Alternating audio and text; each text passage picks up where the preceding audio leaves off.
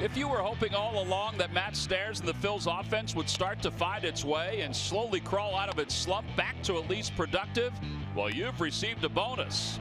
The Phillies offense has put together a trifecta of runs, extra base hits, and power. And the leader of this barrage once again has a reason to flip his bat.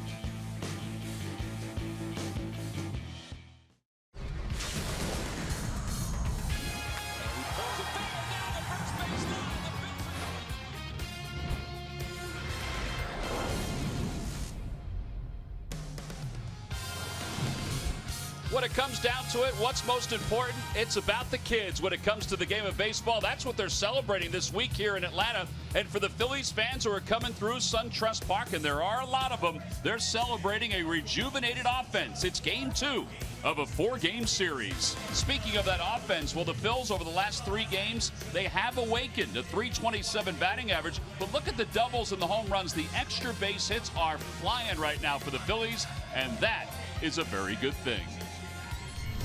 Hi, everybody. I'm Tom McCarthy along with Ben Davis. It is a great thing to see the Phillies offense finally come to life here in the month of June. And it's also great to see the likes of Tommy Joseph and Odubel Herrera really starting to swing the bat well. It's amazing what happens when you get your foot down early and you recognize the baseball. You know exactly what the pitcher's trying to get you out with. It's one thing to be a good bad ball hitter, and Odubel Herrera is that, but it's another thing to think you can hit every pitch. He's not trying to do that right now. He's zoning it up. He's getting that foot down. He's not moving forward, and he's making good, solid contact, getting a lot of backspin on the baseball. Think about it. I mean, the last 3 games, he has at least 2 doubles. He has 3 extra base hits in each of the last 2 games. It has been a remarkable run for Odubel Herrera, and what the Phillies hope is that it continues to tonight's game against the Atlanta Braves. It is game 2 of a 4-game series. It will be Aaron Nola making a 7th start. Jaime Garcia making his 11th start for the Braves. When we return, we'll get to lineups and first pitch. Phillies baseball is brought to you by Xfinity. Xfinity X1 will change the way you experience TV. By Toyota. Find your favorite model today. Toyota, let's go places. By Citizens Bank, official bank of the Phillies. Visit citizensbank.com. And by Independence Blue Cross. Live fearless. Learn more at IBX.com.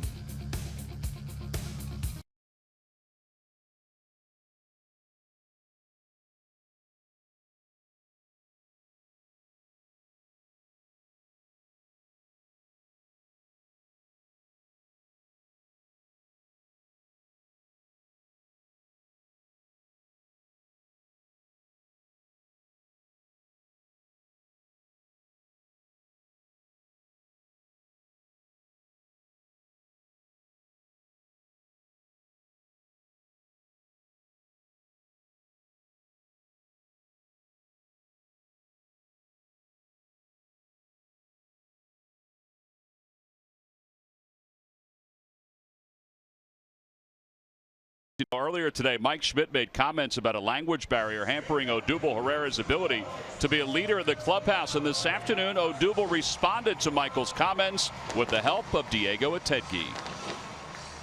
Are you aware of Mike Schmidt's comments? Que si estás al tanto de los comentarios de él.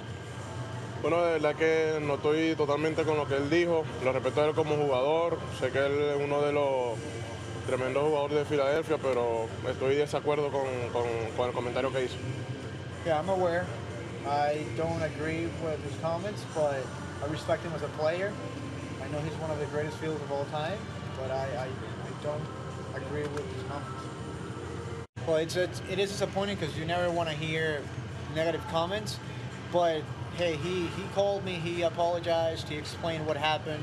You know, everything is good, so there's o sea, no fue, él dice que no fue algo tan grande como lo pusieron en el Twitter y en todas las redes sociales. It's really not as big a deal as people are making it sound like. Well, this is what Michael released today. It's been made known to me that my answer on a radio interview this morning to the question, can the Phillies build a team around Odubel Herrera, was disrespectful to Herrera and Latin players in general. I'm very sorry that this misrepresentation of my answer occurred and may have offended someone. And Michael went on to say, I assure everyone I had no intention of that. Odubel is a dynamo on the field, and as he becomes more comfortable with the language, his leadership skills will improve, and no doubt he will be a centerpiece in the Phillies' future. Odubel did go on and say some of those same things about the language barrier as the interview continued. And Freddie Galvis also spoke and said, I've known Mike Schmidt for 8 years, and I do not think that there was any malice intended in his comments. And Freddie reiterated what Odubel said, that in the clubhouse they feel like everything, that they are past it, and he was part of the conversation today with Mike Schmidt. So let's hope that Odubel can continue what he's done on the field these last several days, and also let's hope that the Phillies can continue to do what they've done these last several days. They've got a tough customer, though, in Jaime Garcia. Garcia 2-3 with an ERA of 3.18. He's been excellent for the Atlanta Braves over the last several games. In fact, 1 earned run in the last 21 in 2/3 innings of work. So here we go, a cloudy day here in Atlanta, Georgia, but we're ready for some baseball. Game 2 of a 4-game series. The first pitch of the night is hit back toward the middle, flagged down by Jaime Garcia, 1 away. Well, Garcia 2-3 with an ERA of 3.18. He's becoming the ground ball machine he was a couple years ago when he was with the St. Louis Cardinals. And from what we witnessed last night, he needs to be, especially in this ballpark. Let's sit about 91. Very good numbers against the Fighting Phils over his career. Win-loss not so good, but the ERA, that's the first number I look at. 2.84 with a 3-4 record. He will mix in a change of curve and a slider as well. Well, he faced the Phillies earlier this year, 6 innings that day, 5 hits, 2 earned runs. He received a no decision. Phillies have won 4 straight right out of the chute against the Braves. And here's Odubel Herrera. He'll take strike 1. Odubel hitting .243 with 5 home runs and 22 runs batted in. How about 6 doubles in his last 3 games to move him to the number 2 spot in Major League Baseball in doubles this season. Inside 1-1, and you expect them to do that more to Odubel Herrera? I would think so. I mean, he's looked very, very comfortable getting that foot down, but he did hit the one duck snort to left field last night off Colon, but after that, I mean, everything he's hit has been a missile somewhere. That's how I would attack him right now. Get him uncomfortable. 2 for 6 lifetime against Garcia. It'll be Odubel, then Howie Kendrick, who is back in the lineup playing left field tonight. And I say I would try and make him feel uncomfortable because right now he is that comfortable.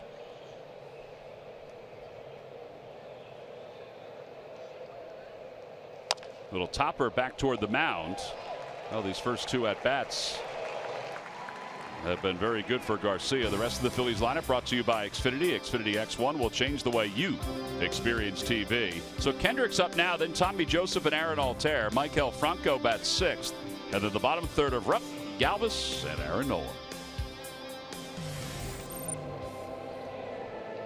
Howie Kendrick cleaning up the home plate area. I don't know if Odubel cracked his bat or not, or chipped his bat.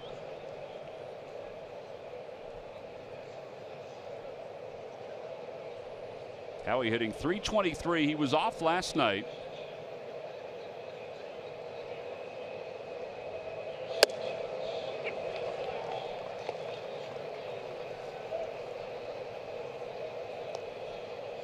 He's looked very good since coming back off the disabled list.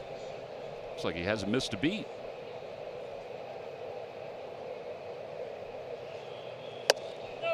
Inside, 1 ball, 1 strike. He is that professional hitter that has crafted that swing throughout his career. And it's not going to vary. It's not going to change whatsoever. See Kendrick, his last 6 games hitting .304.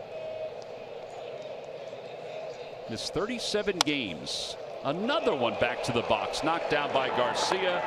And he gets all 3 assists in this top of the first inning. He threw only 8 pitches. We'll go to the bottom of the first. It's the Phillies 0 and the Braves coming up.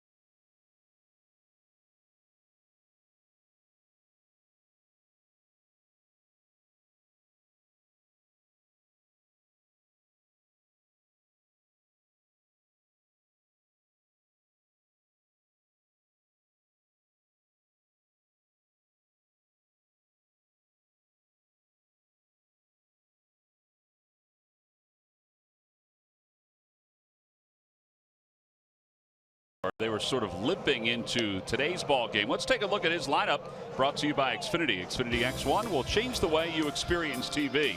So it's pretty much the same until you get to Adonis Garcia, who will bat 6th tonight and play third base. Kurt Suzuki will catch and hit 7th. And then Dansby Swanson is back in the starting lineup, and he'll hit 8th for the Braves. They'll face Aaron Nola, coming off a rough outing in which he just went 3 innings. He's 2-3 with an earned run average of 5.06. Aaron was very disappointed with his outing his last time out. Felt like he could have gone deeper, but Pete Macadam said, listen, he had 73 pitches. He would have thrown 100 pitches if I kept him out there for 4 innings. Yeah, good numbers against these Braves. 3-1 with a 2.32 career. He'll sit about 92 with that fastball. Mix in a few more changeups, but the curveball, I really think, is his out pitch. And there Inciarte will lead it off. Inciarte hitting .304. And it's no balls and 1 strike to Inciarte.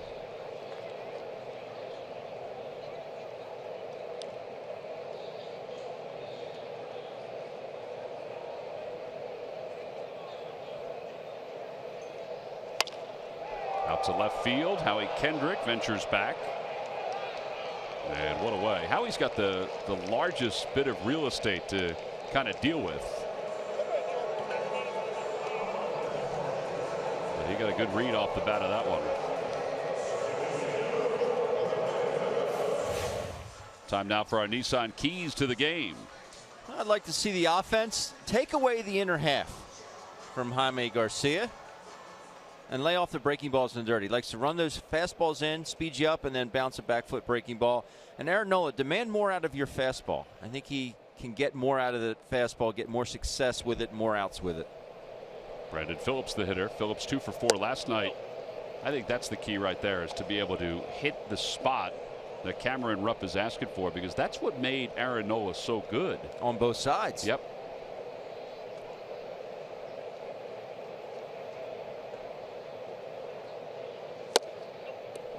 Just a bit low. He might need that pitch as the night goes on. I heard Bruce Streckman just say to Cameron Rupp, got to get it up a little bit. I do like the way Cameron Rupp caught that ball, though. Last 2. Stuck it out in front. Over to third base, past the diving Maikel Franco. And Brandon Phillips will slowly trot into second base with a double. It's his 11th double of the year. But that's a ball that Maikel sometimes gobbles up. I guess he just didn't see it right off the bat. I do think he is quicker to his backhand. Just looked like he wasn't able to get his glove on the ground. That's it. Went right under the glove. Yeah. But I would say he's quicker to that side than he is moving to his left. Well, now Markakis. Markakis 1 for 4 with an RBI in yesterday's game.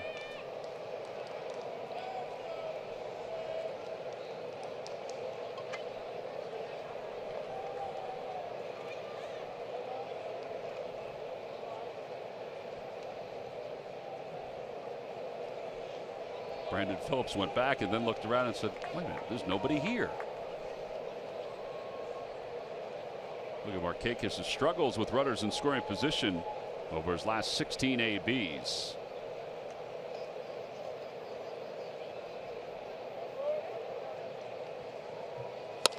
And a little looper into left field, a base hit. Rounding third, heading for home is Phillips. The throw by Howie Kendrick is offline just a little bit. And it's an RBI single for Nick Markakis. Yeah, I think that throw's on line. Hey, Adam. I think Brandon Phillips is dead duck because he was at third base right when Howie got the ball. And the way they had Markakis positioned, he wasn't terribly deep in left field.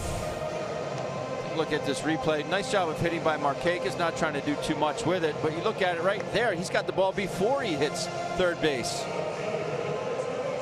Ball just cut on him a hair, but he would have been definitely out at home plate. So the Braves take a 1-0 lead as Phillips scores the run, his 23rd of the year. And now Matt Kemp.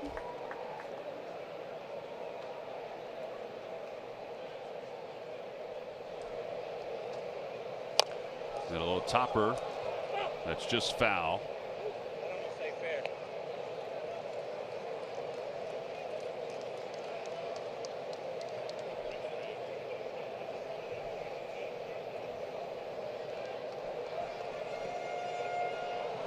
Kemp last night was 0 for 4, and just like last night, he went up to the first pitch.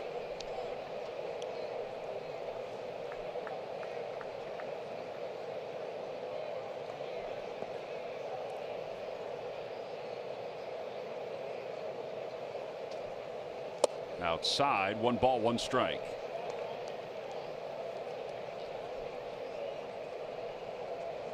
Six first-inning runs for Aaron Nola. In fact, his last outing, he threw 34 pitches in the first inning and allowed 3 runs on 2 hits.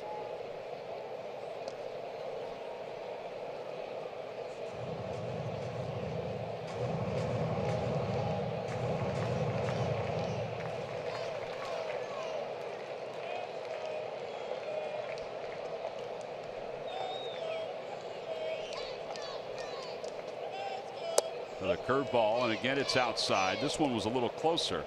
Bruce Dreckman moved a little bit, and it's 2-1. Bruce Dreckman's behind the plate. Mike Everett's the crew chief at first. Ryan Blakeney is at second base, and Jordan Baker around at third.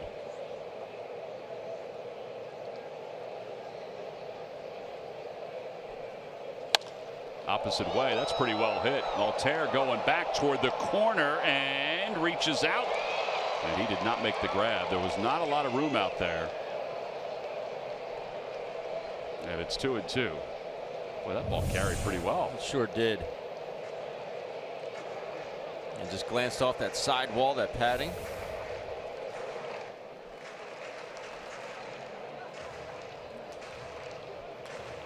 I think it should be uniformed how much room is out in left field and right field in foul territory. No. I think it's what makes ballparks unique. A little quirkiness. Yeah. Kemp 379 batting average on balls in play, which is 4th highest.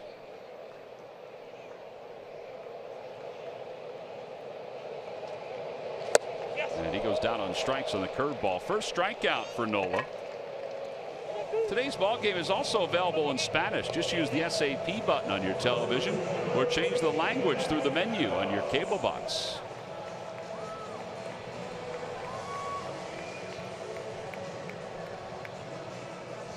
Sun was out for some of this morning, but it's cloudy with slight breeze. It rained for a little while earlier today.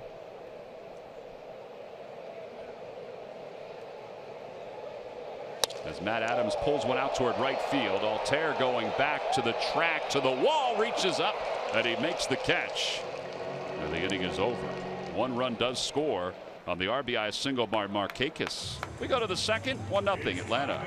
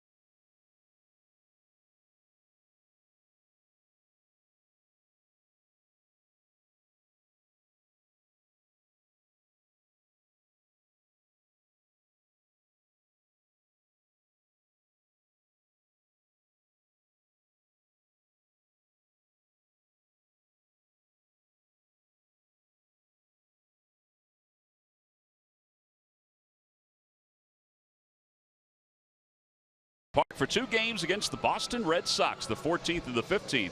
Tickets can be purchased anytime right now by going to Phillies.com. Looking forward to going up to Fenway Park. It's always one of the fun interleague trips that we take, partly because there's always a lot of Phillies fans that make their way in to Boston.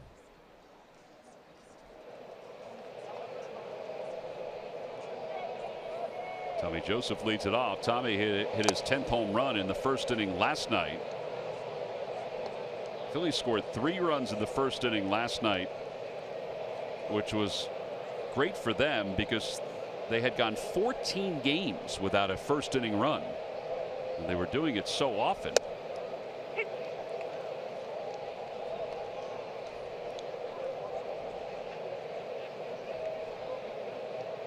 One ball and 1 strike.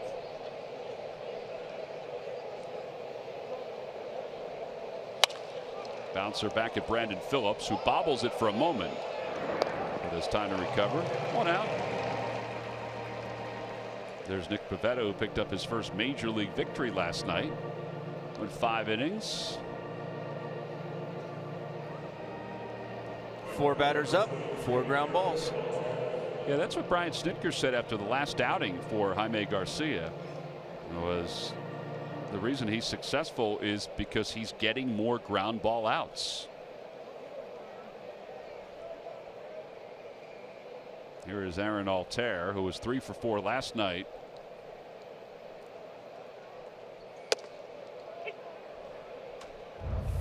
Here's the home run he hit in last night's ball game. And this was a seed out to left center. Eric O'Flaherty knew it. 3rd hit of the evening. It's brought his average back to 295 as he punches that one foul.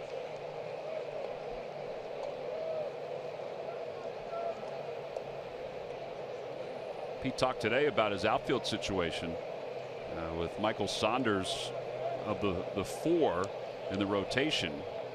Saunders, the one that's struggling the most, that, you know, he'll still get in there, but he said it's hard to sit Kendrick, Herrera, and Aaron Altair at this point. And Pete said that he's been up front with Michael about that. Michael's well aware of what's going on. Michael's been around for a long time. He knows it. Pete Mackanin will keep his players informed.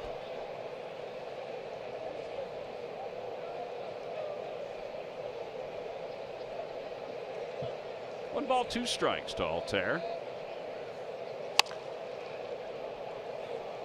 Lucky McDonald's Phillies home run jackpot contestant is John Olivia of Hamilton.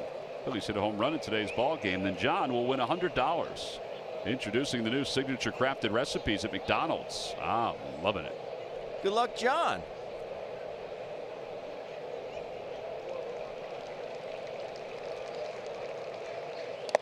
In the dirt.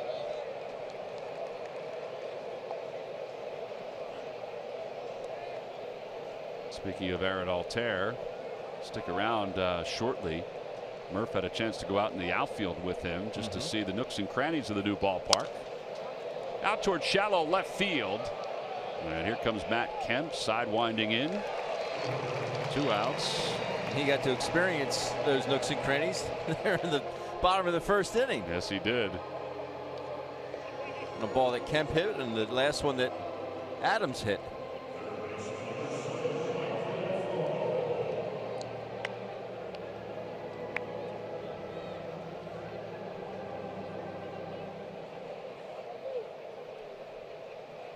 Here's Franco. Franco 0 for 5 last night. He had a couple of good swings. They play him slightly the pull. And he hits it to the opposite way, but right at Markakis. And a 1-2-3 inning. 6 up, 6 down for Jaime Garcia. We're going to stay here and we're going to meet up with Greg Murphy and Aaron Altair. All right, thanks a lot, guys. Well, we're standing out here pregame in right field, a beautiful new ballpark here, SunTrust Park. And one of the cool features, Aaron, is this right field wall. Aesthetically, it looks great when you're looking out here, the brick wall. But for a right fielder, might pose a couple of challenges. When you get to a new ballpark, you see something like this. What's your first thought process?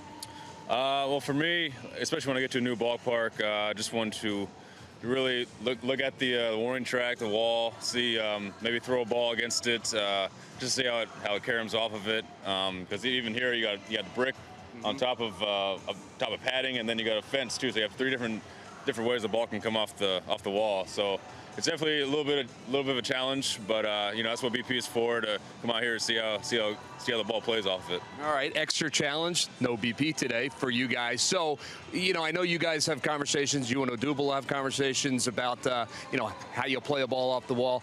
Show us an example of what you would do, because even the brick itself, there's a part that sticks out a little bit, so you might get a different carom off of that. Yeah, you definitely can't charge too hard on the ball over your head. You got to play it safe, because in case it hits off the brick wall, it could bounce who knows how far. So you just got to play a little more safer than usual. All right, we're gonna reenact the line drive off the wall. Why don't we go for the chop and see how it works? All right.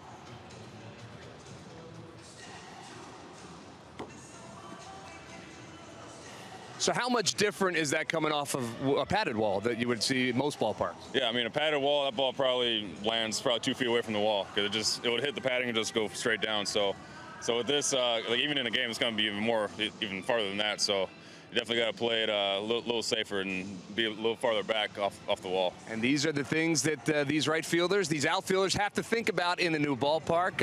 Well, we certainly hope that you don't have to think too much out here tonight, and it all goes well for you out here, Aaron. Appreciate your time. Guys, let's send it back to you. All right, Murph, thank you. We do appreciate that. And that's, as Murph said, part of the nooks and crannies of a new ballpark.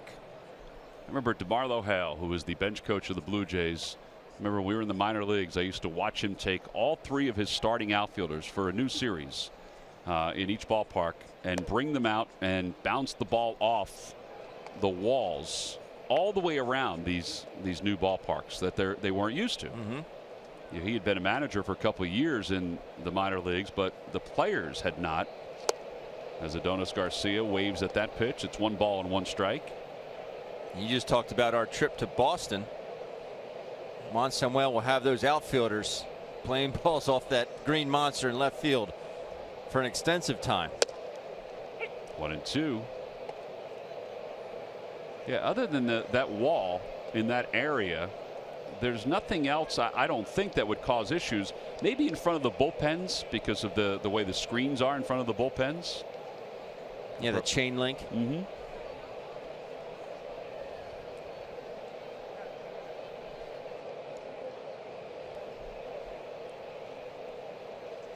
Outside, 2-2. Garcia did not play in last night's game.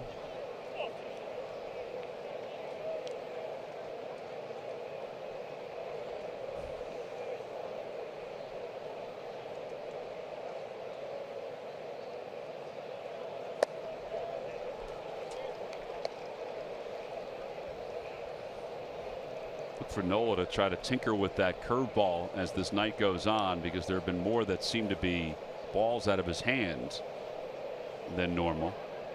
Yeah, those last 2 were never in the zone.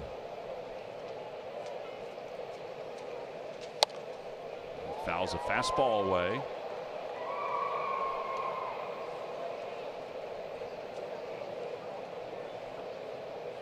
Since he's come off the disabled list, Aaron is winless in 3 games. With an ERA of 5.63. In those 3 games, he's only thrown 16 innings. That's partly because of the 6 innings he threw, or the 3 innings he threw his last time out. Bouncer right side. That was a good pitch. And Cesar Hernandez throws out Garcia. Phil's fans, take the Fightins on the go with you. Don't miss a pitch. Download the NBC Sports app or head over to csnphilly.com to live stream every Phillies game.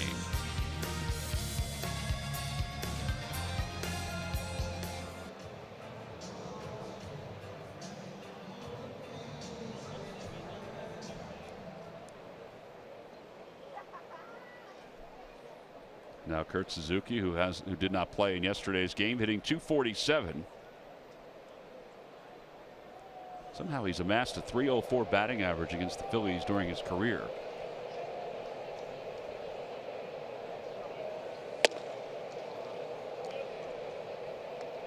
Ball's exploding out of Aaron's hand tonight.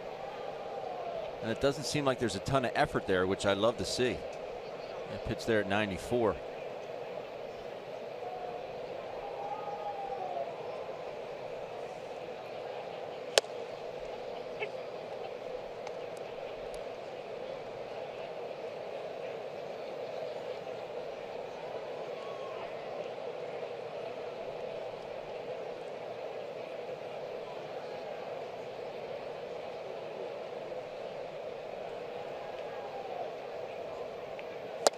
Down and away, 2-1. Phillies facing a Braves team that is 24-31, tied for second place. And the National League East, 11.5 games behind the Washington Nationals. Washington will be in Los Angeles tonight. They won against the Dodgers last night. This division, if you look at it right now, you're thinking, all right, the Nationals are running away with it. How about what the Astros are doing in the West in the American League? You want to talk about a team that's running away with a division. They lead the second place team by 14 games. Cameron Rupp will give it a peek.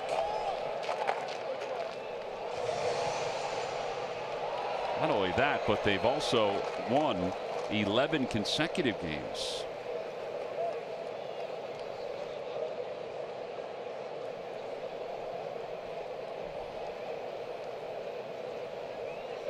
They got the complete package down there in Houston.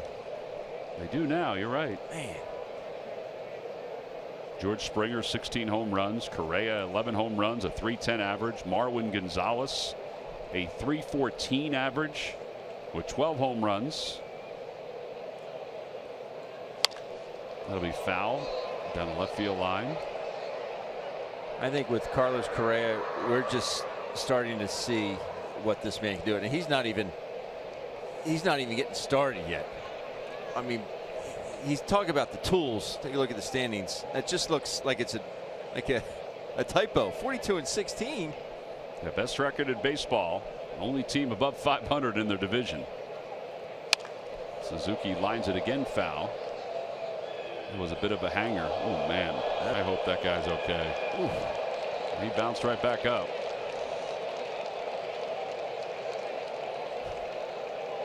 That's the concrete that gives down the left field line. It's softer. Yes. You know, they make it softer down here in Georgia. It's all in the dirt. The humidity makes it a little. Is that what it is? Yes, a little softer.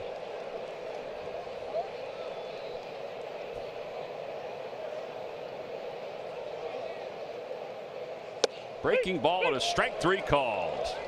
They backdoored that one nicely on the inner half. So you know what, Kurt? You're not getting another fastball. Nice job of presenting that baseball to Bruce Dreckman. Was Cameron Rupp holding that pitch out in front? Well, it took 8 pitches to get that strikeout. And now here's Dansby Swanson. Swanson came up to the plate with what seemed to be nightclub music. He has a glow stick in his back pocket. I guess so. Ground ball to shortstop. Well, that's helpful after an 8-pitch at bat to Suzuki. A 1-pitch ground out to Dansby Swanson. Nothing across for the Braves. On to the top of the 3rd.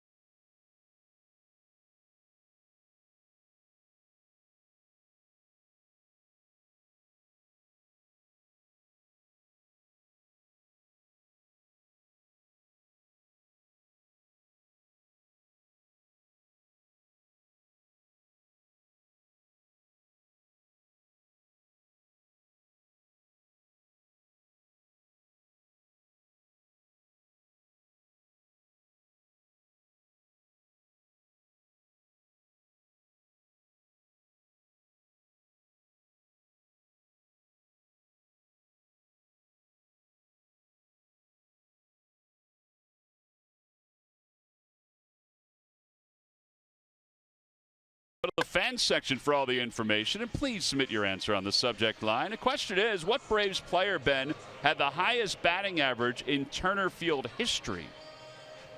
Minimum plate appearance is 500.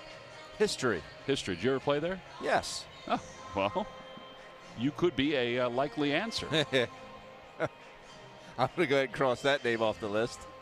I would throw it out there just to keep it on the docket. Thanks, Tom. I know I didn't have 500 at bats there. Oh, all right. Well, then you don't qualify then, unfortunately. Oh, that's the reason. Yeah. Okay.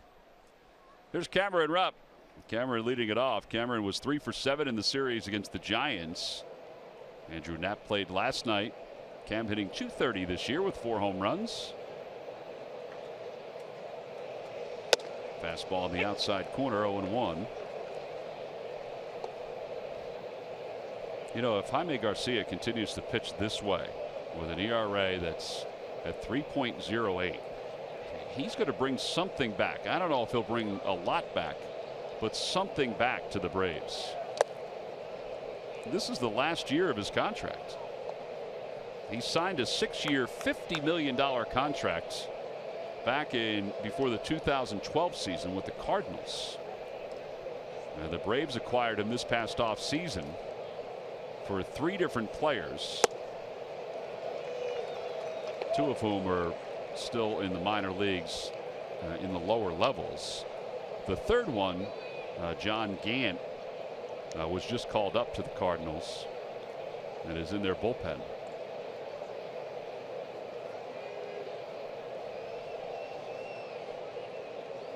Inside, 2-2.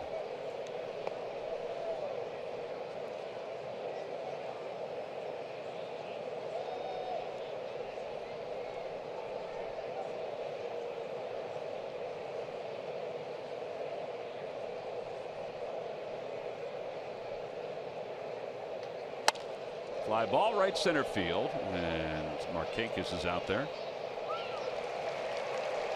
And 1 out. Freddie Galvis coming up.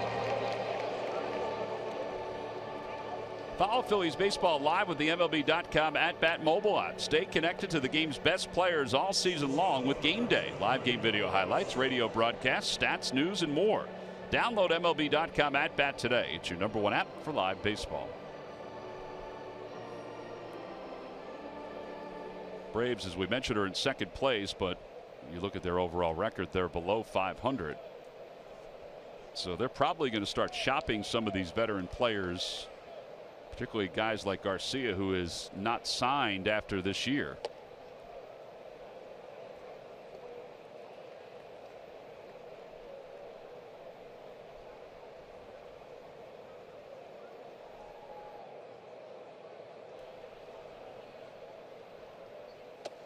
Two balls and no strikes to Galvis. Freddie is 0 for 11 against Jaime Garcia.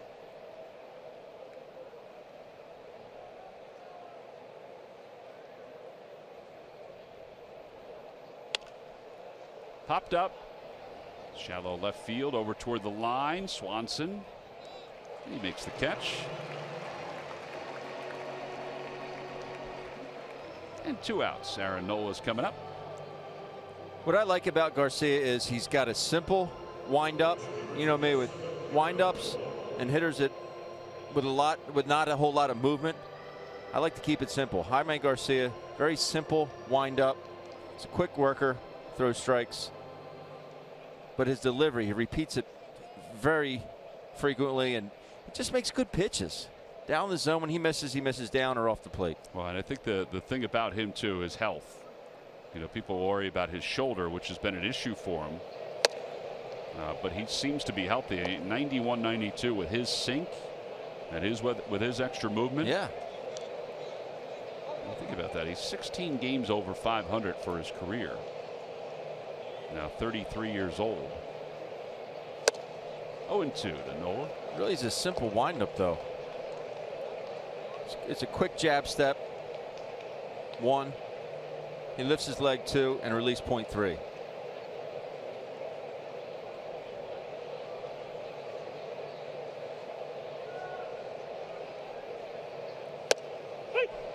And Nola's down on 3 pitches. First strikeout for Garcia. 9 up, 9 down. On to the bottom of the 3rd inning here in Atlanta.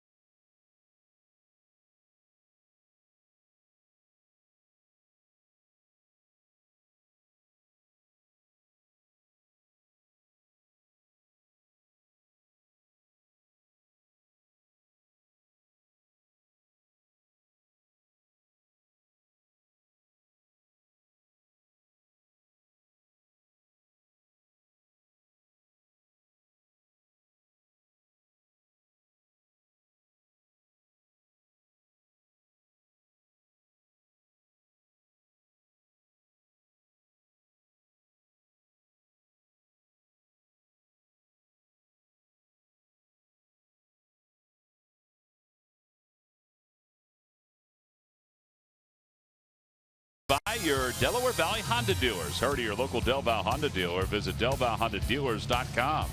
And by WB Mason. Who bought WB Mason for fast, free delivery? Nobody does it better. Bottom of the 3rd inning. And Jaime Garcia will lead it off. It'll be Garcia, then the top of the order, Ender Inciarte and Brandon Phillips against Aaron Nola. Nola facing a Braves lineup that has the 5th highest batting average in baseball at 266. Strangely, though, they're beyond middle of the pack in runs scored, averaging 4.53. Part of that is their numbers with runners in scoring position, which are not blazing.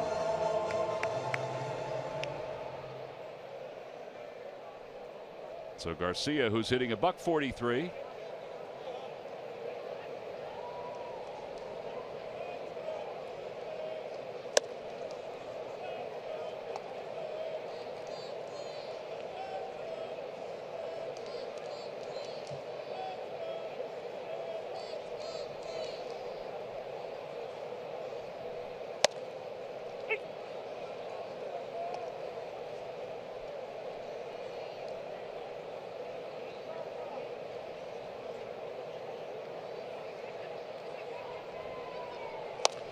Ground ball foul. Manny Perez.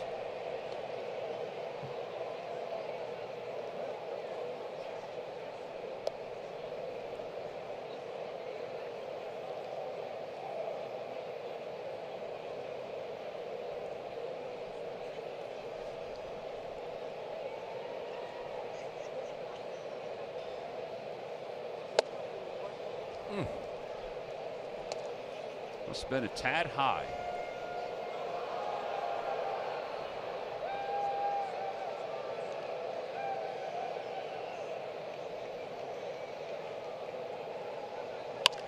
Out to left field. That'll slice away from Kendrick and into the seats.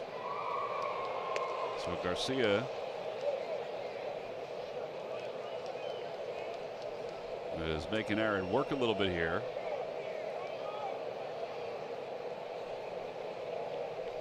This will be the 6th pitch.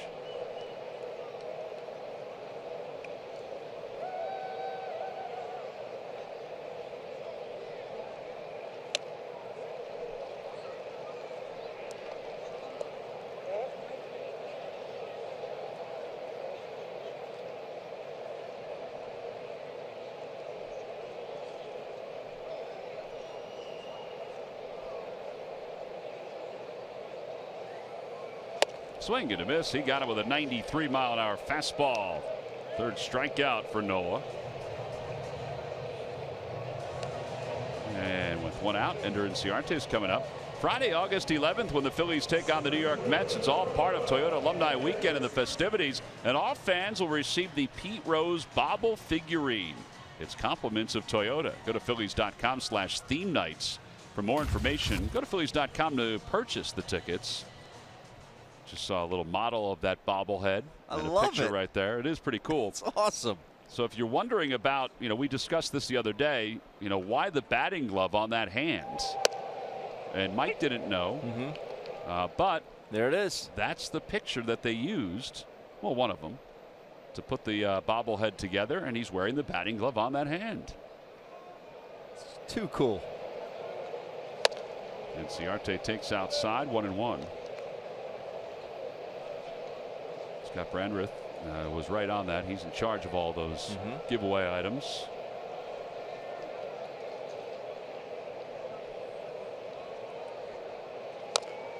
One ball and 2 strikes to Inciarte. A couple things about that photo is odd in the fact that when I looked at the picture, I like to keep my head up straight and not on like a 45-degree angle. Keep your head on the side like this. See how his head is sloped right there? I would always distort my view of the ball coming in. You want it on the side, you wanted it up straight. All-time hit leader. Maybe I should have tried it. I was just thinking the same thing. Fly ball to right center field. 2 outs. I mean, seriously, if you look at something like, if you're looking at that clock in center field and you have your head sideways like this, it looks, seriously, you just take a look at it like this. And it's on the side. But then you can bring it up like this and you can see it clear as day. On the side, it just looks, it's all. Stand up and do your stance with your head like that. Don't do it sitting down. Stand up. Come on. Get up there. Seriously, if you're here like this, right? If you're like this, you can't see anything. Now you can. Seriously.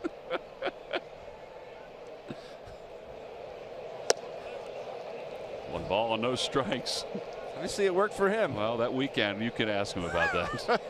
Hit king.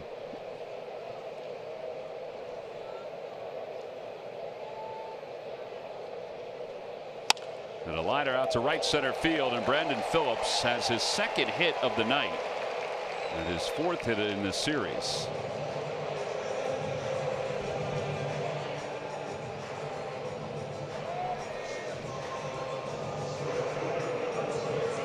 Can't get that guy out. No.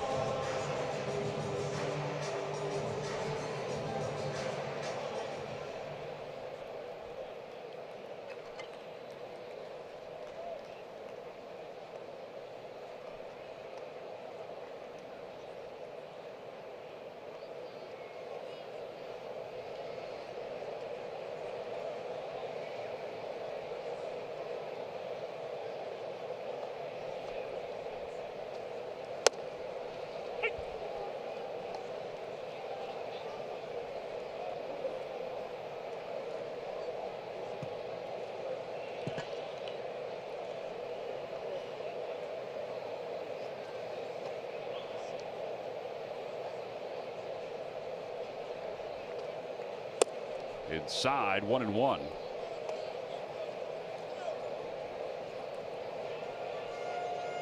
Since 2008, Nick Markakis is on that list of hit leaders. Robinson Cano on top. Cano's got over 2,000 hits for his career. Cabrera does as well.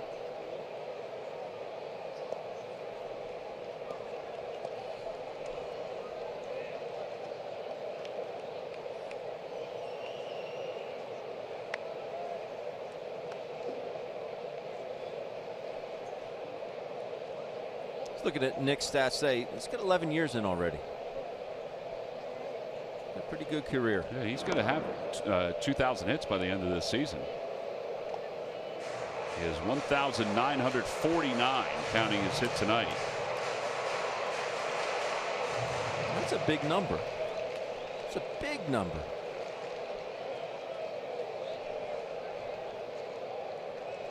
404 doubles for his career.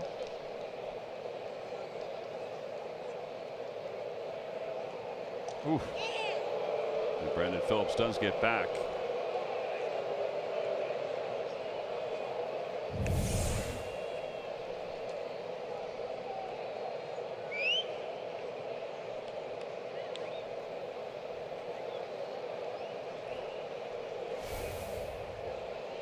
That was not Fred Astaire like out there. No.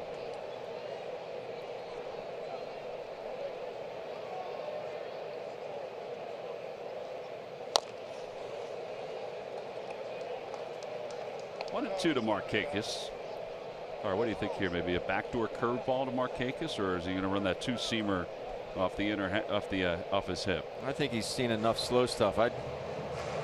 I might even, honestly, I wouldn't even try and run it back over. I'd throw a four-seamer in at the belt.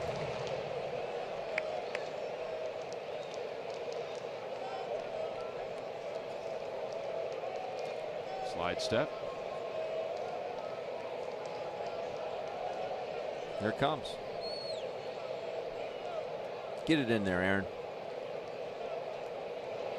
On the inside corner, strike three called. 4 strikeouts for Nola through the first 3 innings. No runs, 1 hit, and 1 man left.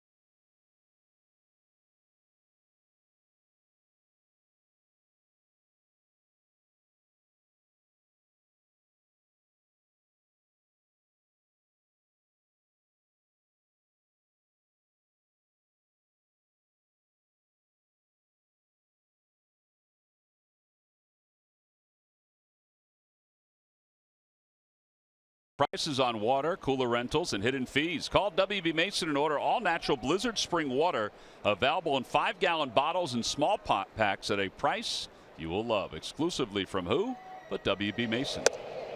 Cesar Hernandez shows bunt, takes a strike on the first pitch. No hits so far for the Phillies. No base runners overall against Jaime Garcia. Coming into this inning, he's retired the first 9, like you said, 29 pitches. 7 of 9 have been strikes for the first pitch. First 4 hitters that he faced, he got ground ball out. Since that time, everything's in the air except for the strikeout to Nola. So 4 and 4 ground outs, fly outs, and then the 1 strikeout.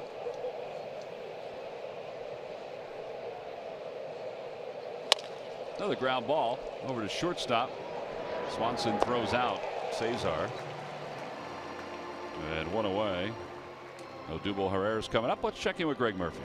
All right, thank you, Tom. Time for our Cold Hard Fact, presented by Clean Crisp Coors Light. Odubel Herrera, as you mentioned, has 2 doubles in 3 consecutive games. He is the first Philly in the modern era to accomplish that feat. He's also the first Philly since Del Ennis in 1952 to record 3 extra base hits in consecutive games. He is a guy that has started to get hot for the Phillies, and certainly they would like that to continue. He is a guy, right, obviously at the top of that lineup that they need to get on base, and you know, when he has gotten on base, the Phils have scored a lot of runs. So obviously it's one of those things that they've been looking to towards Odubel to do, and finally he's starting to hit. So it's a good sign to see, guys. That's a great sign to see. I think it's amazing that nobody had done, you know, the 2 doubles in 3 consecutive games. Yeah, me too. In the modern era, that goes back to 1900. So that's a lot of players. That's a lot of innings, games. Well, Del Ennis back in 1952 was double digits in triples, doubles, and home runs that year. He had 30 doubles, 10 triples, and 20 home runs. Ironically, he was an all-star the year before, had an excellent year the year before, but was not an all-star that season. There's a fly ball to left, and Odubel is retired by Matt Kemp.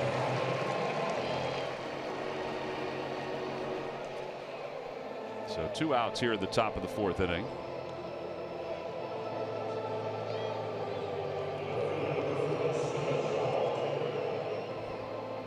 The last major leaguer with 3 extra base hits in back-to-back games was Paul Goldschmidt, who did it back in May of 2013. Ennis did it July 20th, 21st, and 22nd of 1952. As Kendrick takes a strike, it's 0-1.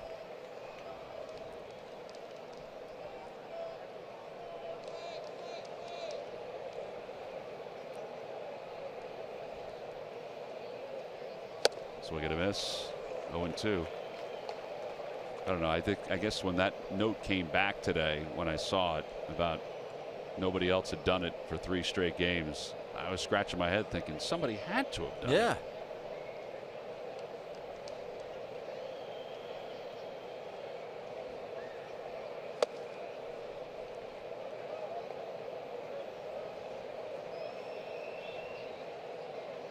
It's that pitch I wanted to. That's why it's one of my keys. Swing at that back foot breaking ball. Loves to spike it down and into righties.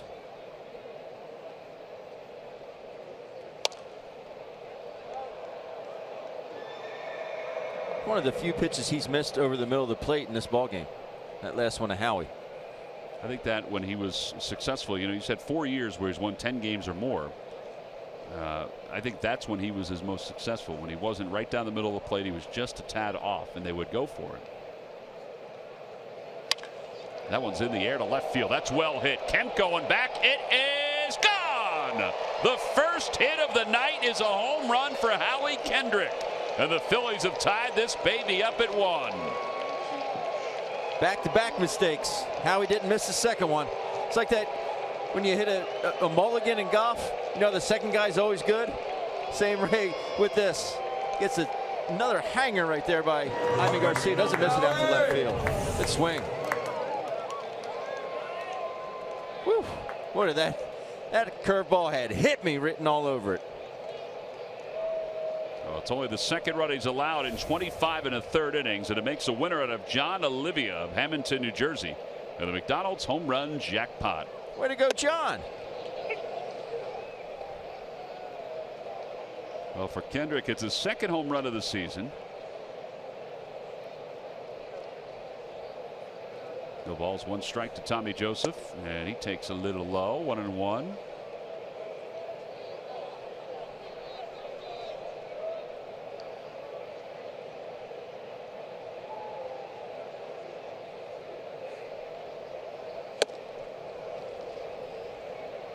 I think Tommy would like that one back.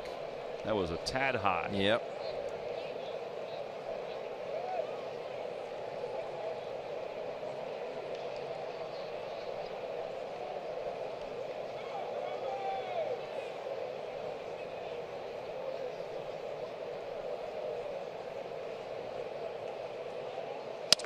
Pulls that one as shortstop on one hop. Swanson bobbles and it spins out of his glove. A single for Tommy Joseph.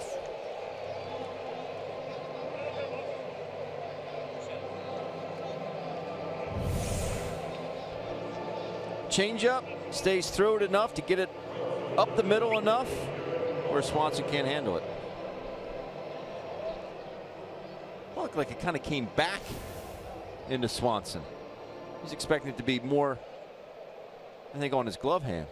Bounced back towards the chest. Well, it's awfully nice for Tommy Joseph to get a hit, but that's a play that Dansby Swanson would traditionally make. He's a very good defender. And Aaron Altair chops the first pitch foul.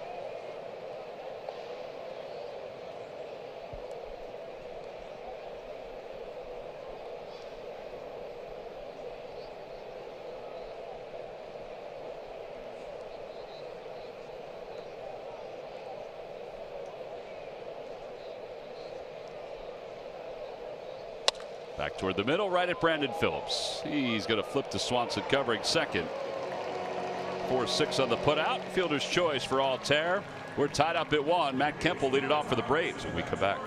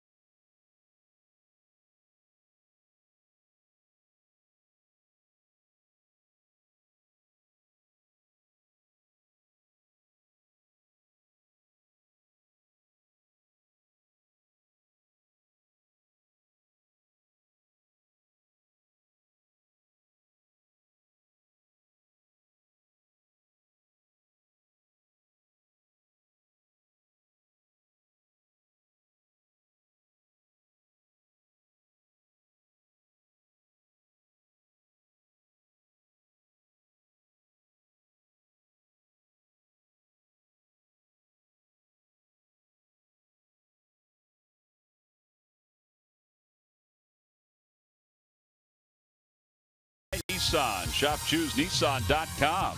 And by Jefferson Health. Call 800-JEF now or visit jefferson.edu. We are all even at 1 here in Atlanta as we move to the bottom of the 4th inning. Phillies fans have made their way down to Georgia to watch this matchup.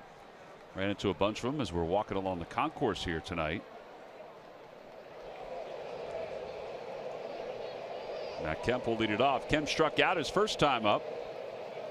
Some of the folks we met actually live in this area, so this is their only chance to see the Phillies.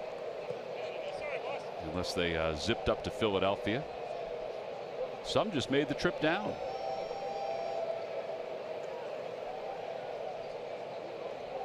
It'll be Kemp, Adams, and Adonis Garcia. Curveball hit out toward left field. Kendrick floats back. And one out. Well, there certainly is a sharpness to Aaron Nola tonight compared to his last outing against the Marlins. Go ahead. I'm sorry. I think that was one of those games where he probably could have pitched longer than the 3 innings, but Pete was, I think, so frustrated that he had thrown 73 pitches through the first 3 innings that he was like, I'm going to look at somebody else. I know I talk about extension as a hitter, but it seems like he's getting extension out in front, really out in front of the baseball, and creating good finish on his pitches. The balls aren't leaking back like the last one in Markakis, the end of the inning. Didn't leak back over the plate. Sometimes he wants a little bit of run. That was a four-seamer. He got it in there. But you get that extension out in front, you get better finish on your pitches. That's what I'm seeing out of him. Yeah, command of that curveball has improved as the game's gone on too, which is so essential for him. 0-2 to Adams. Outside. He tried to backdoor it, and it's 1-2.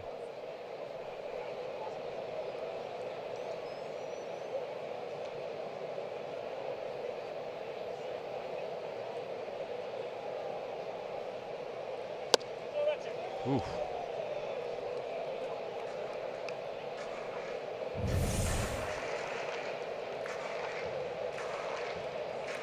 See how he gets down. Mm-hmm.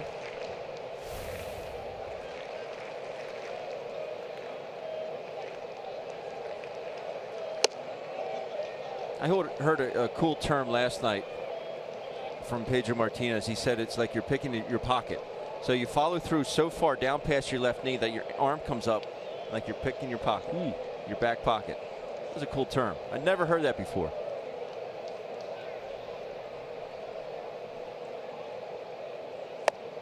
And a changeup this time, and Adams draws the first walk of the night for Aaron Nola. And now Garcia will be the hitter.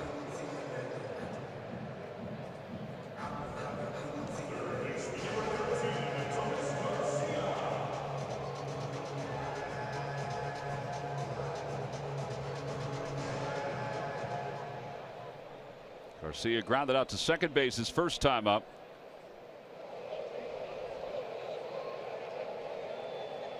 Adonis Garcia just came off the disabled list a couple days ago. He had tendonitis in his Achilles.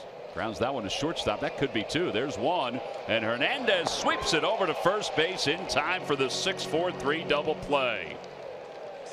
Well, that has been very helpful for Aaron Nola during the course of his major league career. And it's helpful here in the fourth.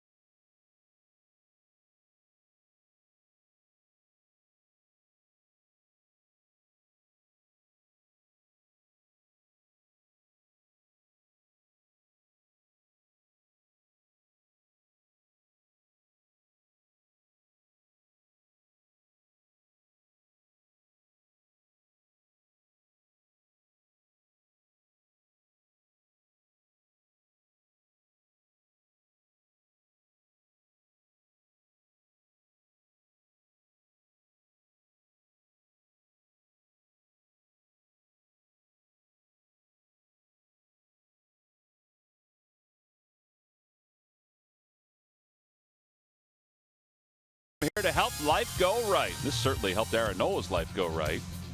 A double play right there off the bat of Adonis Garcia.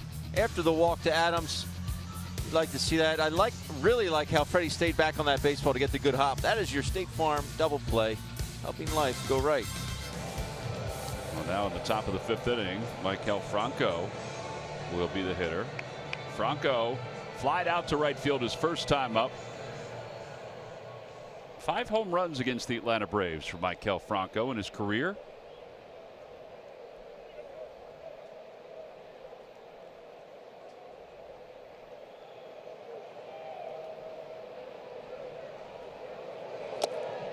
Jaime Garcia allowed that home run to Howie Kendrick. He had gone 21 2/3 innings scoreless. That's how good he has been.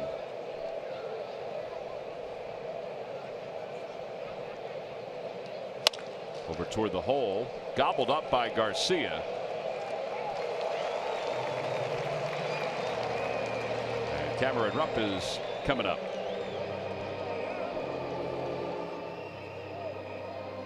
Garcia covered a little bit of ground there on that glove side stab. He did. Good play. I'd like to see Cameron backspin one out here to right center.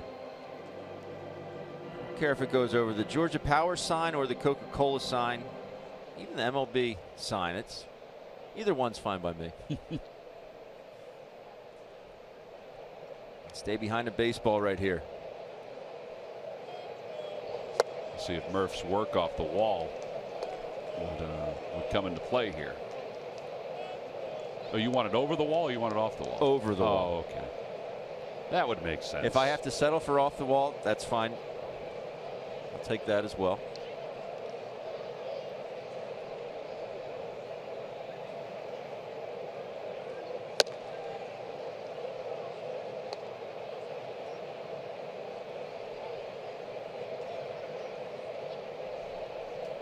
Last night, Andrew Knapp had 1 hit and 5 at-bats. The 1 hit was an RBI double. You might see him catch a couple of times a week instead of once, every 6 days or so.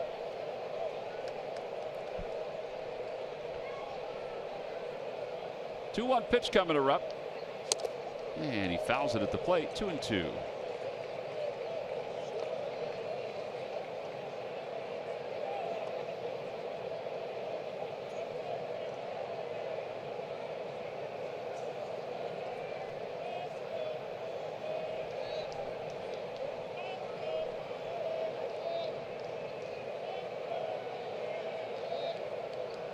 Big curveball. I mean, that was over the top from Jaime Garcia. Second strikeout for him. I think this is a little different release point for him. Yeah, that's the one he got Aaron Nola on. And that's a pitch he doesn't throw a whole lot, just 5.6% of the time. But this is straight over the top. You're right. Big breaker.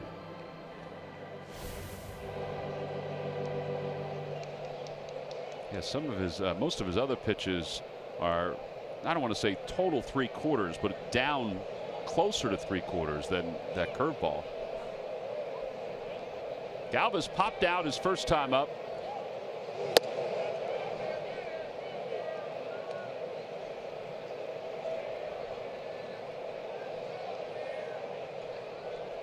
Freddie now 0 for 12 against Jaime Garcia.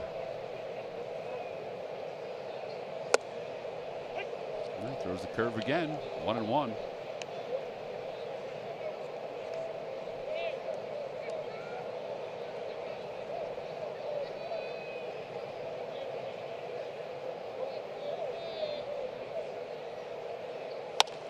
Looper into right center field for Freddie, a base hit. All right, so a 2-out single, and Nola will bat here in the 5th inning. So that ends in 0 for 12 off Jaime Garcia for Freddie Galvis. And it also clears Aaron Nola. No offense, Aaron. I don't think he'd be offended by that.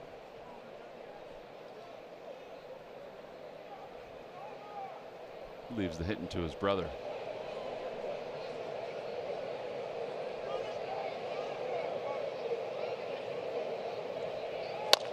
Chopper right side. Brandon Phillips will hold back on it. The Phillies do get a base runner. They leave one. We've played 4.5 here at Atlanta. We're tied up at 1.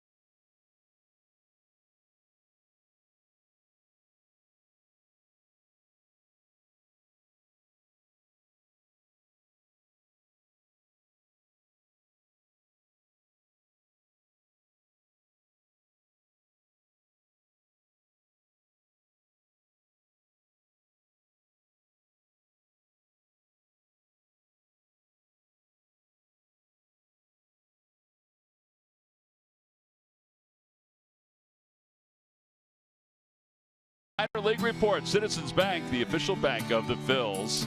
Well, Lakewood lost to Kannapolis 2-1 in 16 innings.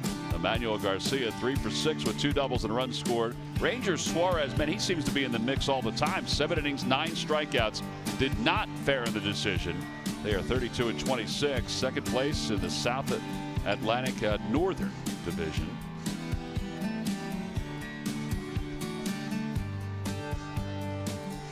We move to the bottom half of the 5th inning. Talked to a couple scouts today who have been very impressed with Rhys Hoskins down at Lehigh Valley. And also Dylan Cousins, despite the strikeouts. A couple of the scouts that I talked to today felt like he is on track to be a 30 home run guy in the big leagues. Said he may strike out a little bit more than you would like him to, but he's going to hit a lot of home runs.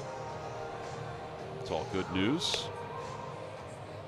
I mean, he just has to hit a lot of home runs. Yeah. With his size, and size doesn't always equate to power, but I mean, with his size, but he's got bat speed. Yeah. That's the thing. Well, that's a good combination. We were talking to Pete about him today, you know, because people have been trying to compare him to certain guys in the big leagues, Dylan Cousins, that is. You know, some people have said Chris Davis from the Orioles. Some have said Adam Dunn. Dunn probably, as Pete said, walked a little bit more, but Dylan might, as he gets more and more mature at the plate. Kirk Suzuki will lead it off. He struck out looking his first time up. Breaking ball on the inside corner, 0-1.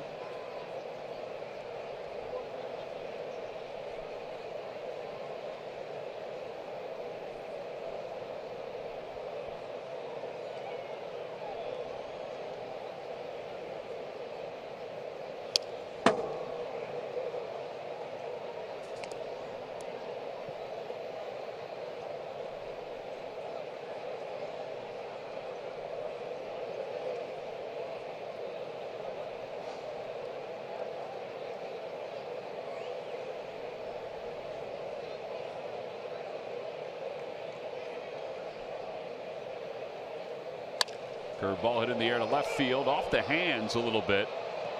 And Howie Kendrick will make the catch. One away. Dansby Swanson is coming up.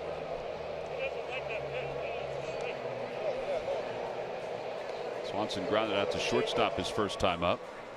Oh, even with all the cloud cover, it's turned out to be a nice night. It's a pretty good setting right there. Beautiful night. I said it's rained an awful lot down here in the last few weeks. We kind of have had that back home too. Yes. Including today. Good part of yesterday. Yeah, I was talking to my folks earlier, and they said it would be sunny and then rain. Sunny, then rain. They said it happened all day long. Are they back home in the Delaware Valley? They are.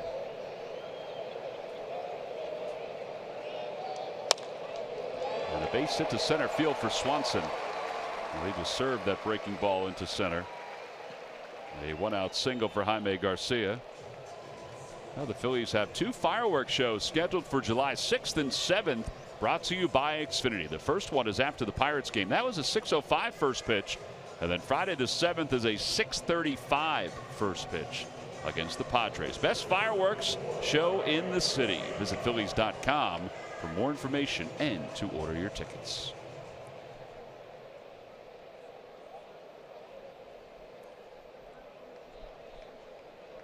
Garcia has 2 sacrifice bunts.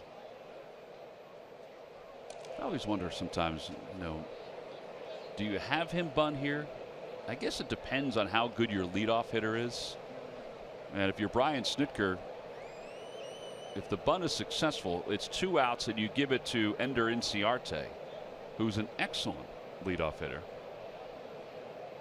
And if you pitch around him with a base open, you have Brandon Phillips up next, who has 2 knocks already tonight. You don't want to face him. He has 4 hits in the series.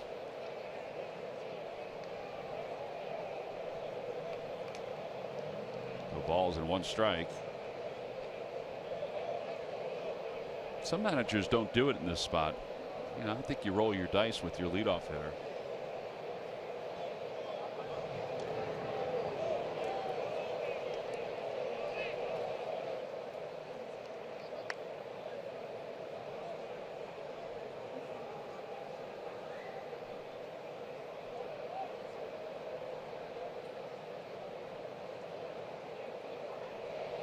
Bunted, foul.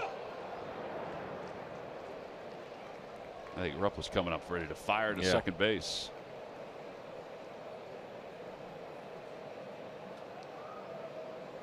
If you do that in this situation, though, you have to be 100% certain that you can get Swanson second base. The last thing you want is first and second with 1 out. I'll take my chances with man on second with 2 outs. Guaranteed. You have to make sure you guarantee to get at least 1 out.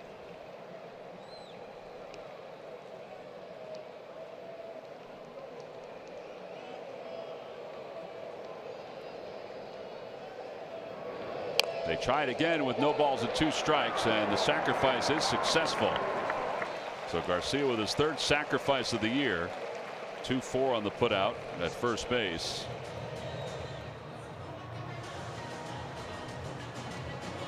And now you put it into the hands of Ender Inciarte. Good job of getting on top of that. Deadening that baseball. Cameron Rupp gets out there, and Michael Franco retreats to third base to make sure Swanson cannot advance.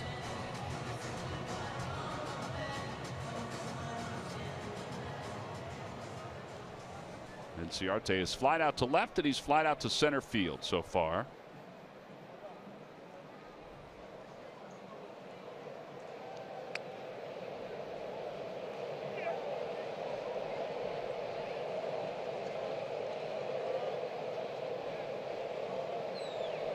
Hitting .322 with runners in scoring position. Outside 1-0. 19 hits in 59 at bats, but with 2 outs and runners in scoring position, his numbers are a little different. He's not alone in that category.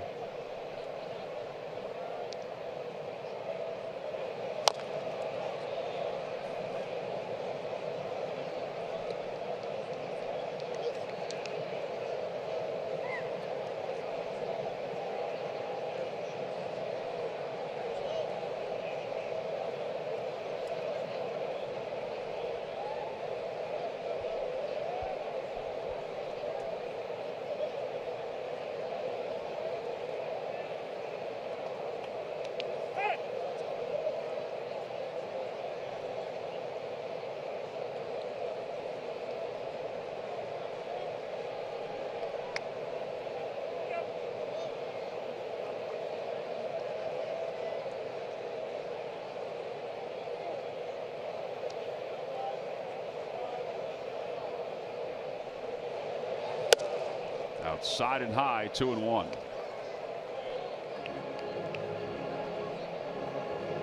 Inciarte has 2 hits and 12 at bats.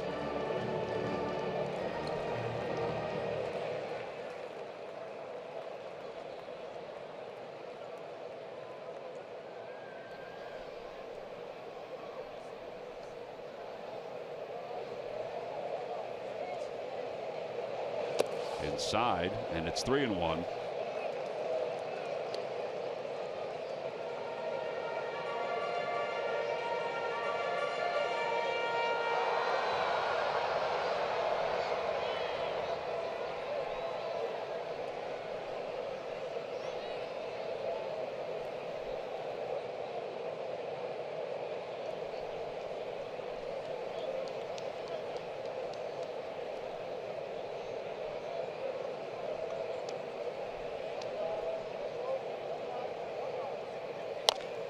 And 2. A changeup that he just threw, 83 miles an hour. Had to be a changeup. His curveball's in the 70s. He's thrown a couple of those changeups here tonight. 5th 3-ball 2-strike count for Aaron Nola. He's up to 67 pitches. Still in pretty good shape though, pitch count wise. Yeah. I think the last couple games he's gotten a little changeup happy, which I'm okay with if you're throwing it effectively, but I think he's fallen behind in counts. Had to come in with that fastball. I think he does hear everybody saying he needs a 3rd pitch. Yeah. He needs a 3rd pitch. There is something to the concept that his fastball and his curveball, he can throw different ways, so it can become a 3rd or 4th pitch on some occasions. I mean, he can run that fastball in, as we saw earlier, or paint it to the outside part of the plate. And now the 3-2 pitch coming. Popped him up. Out towards second base. Cesar Hernandez is backpedaling and under it, and the inning is over. Nice job by Aaron Nola to get out of this inning. No runs, 1 hit, and 1 man left in scoring position. We've played 5. Top of the order. Due up when we get back.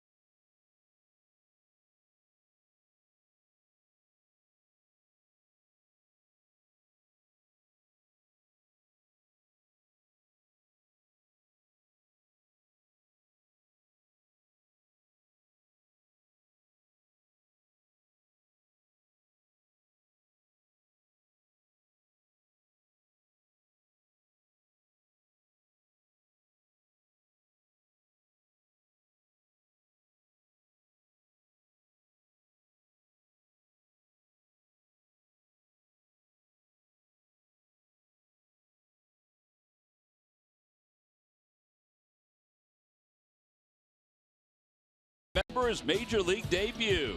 After being drafted in the 4th round of the 2013 draft, 3 years, 11 months, and 28 days later, the 25-year-old reached every kid's dream. Ben Lively took them out at Citizens Bank Park and was very solid for 7 strong innings. The right-hander allowed just 1 earned run, only 4 hits, and did so without a strikeout. His 98-pitch performance was one he and his family will never forget. And it's brought to you by Independence Blue Cross. Live fearless. Talked to Ben Lively today about his first major league victory, and he said that his mom scolded him for making fun of her for crying like a baby, as he said. He said, "I love the camera work, though. As soon as I said it, you went right to her, and she was crying." Telling a story. Cesar Hernandez leads it off, and he takes strike 1 on the outside corner, 0-1. He and Jared Eichhoff were coming into the batting cage today. I was talking with Matty, and I said, "What felt better, getting the W or that knock you got?" And he goes, "The W." And I said, "Tell him, Matt." He goes, "The knock always feels better." Ground ball past the diving Garcia down the left field line, and Cesar Hernandez on his way to second base. And he's there with a leadoff double.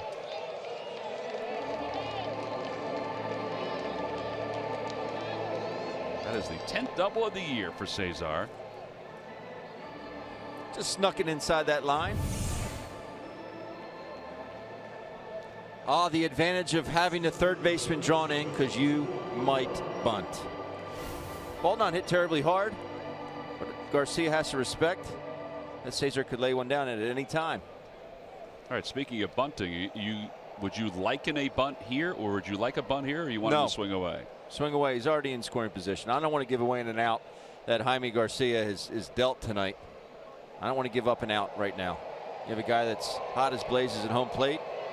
He knows what to do right now. Odubel's 0 for 2 tonight, and he pulls it down the right field line. If it's fair, it's an extra base hit. It's a fair ball going to the corner. Cesar will score. Odubel's to second base, and he'll hold up there. It's an RBI double, another 2-base hit for Herrera, and the Phillies lead it 2-1. Stupid pitching, smart hitting right there. I don't know why you're going to throw him a first pitch hook. If you get him out in front, he's going to be out in front and pull it to the right side anyway, which he does, but the pitch is elevated. He hits it down the right field line.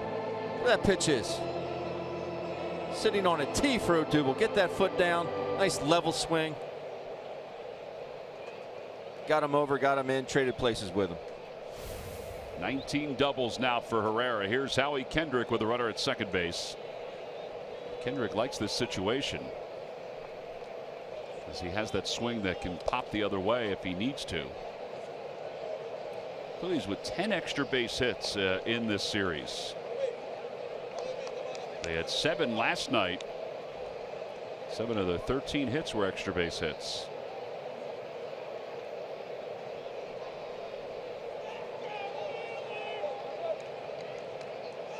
Outside 2-0.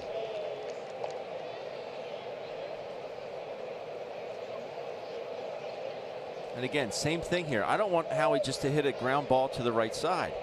Drive a ball. You don't even have to think right side here. Just think, stay more in the middle than anything.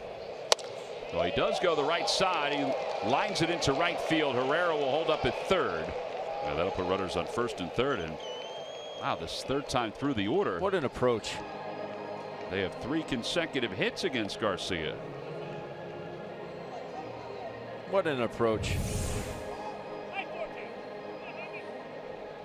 I mean, that pitch, it's not a great pitch to hit. It's down, it's away.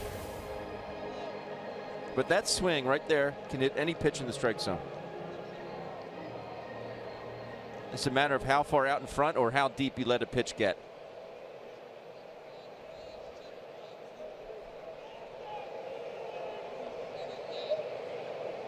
Another run over at third base now for the Phils. With Tommy Joseph up, nobody out. He does not have the same command of the outside part of the plate that he had earlier in this game.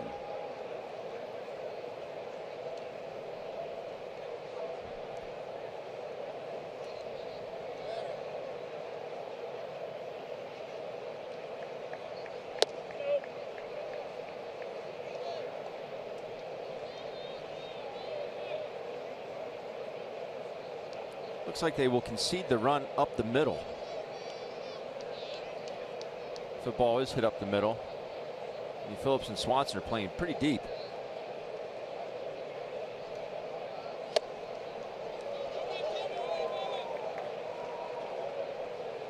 Which I'm a little shocked at. I thought they might be in a little bit more.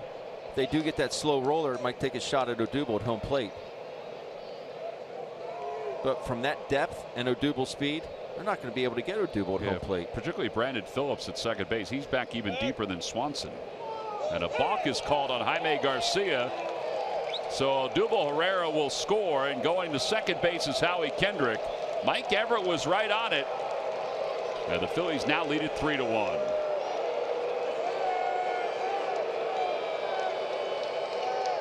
Garcia has an excellent move too. Yeah, Snickers beside himself.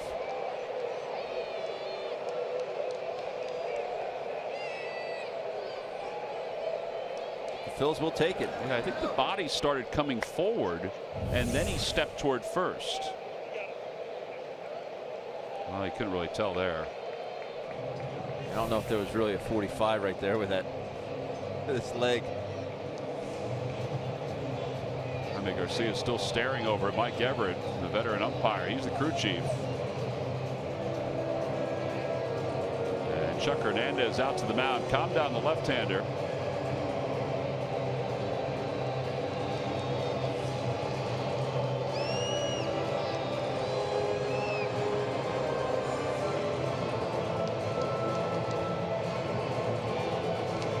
Jaime Garcia is still talking to Mike Everett.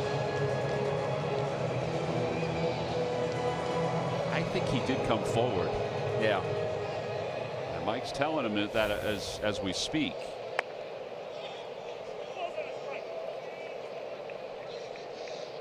You commit toward the plate and then throw over, it's a balk. Yeah. It could be even very subtle. That is the second balk called on Garcia this year.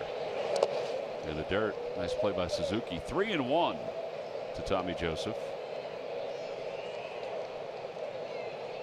But with that pitch count being so manageable, the Braves still don't have anybody up. 66 pitches thus far.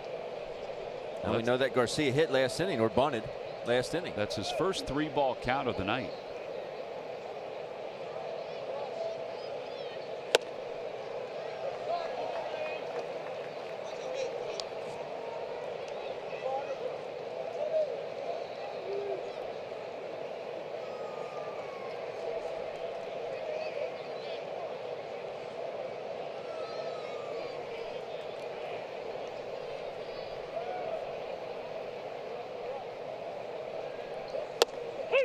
Oh, strike 3 called. Tommy was hoping that was ball 4. In fact, he thought it was as he tossed his bat aside. And 1 gone here in the 6th inning. That's been a strike tonight. Yeah, I mean, Suzuki wasn't set up there, but that was a good pitch. I think that's what threw me off from up here, because of Suzuki being in. It looked like he reached far out to get it, but that has been a strike tonight.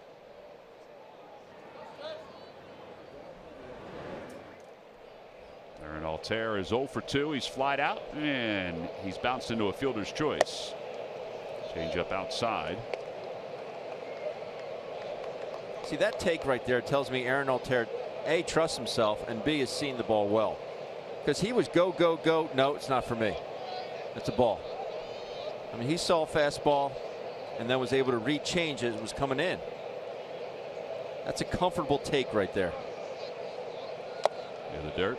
Again.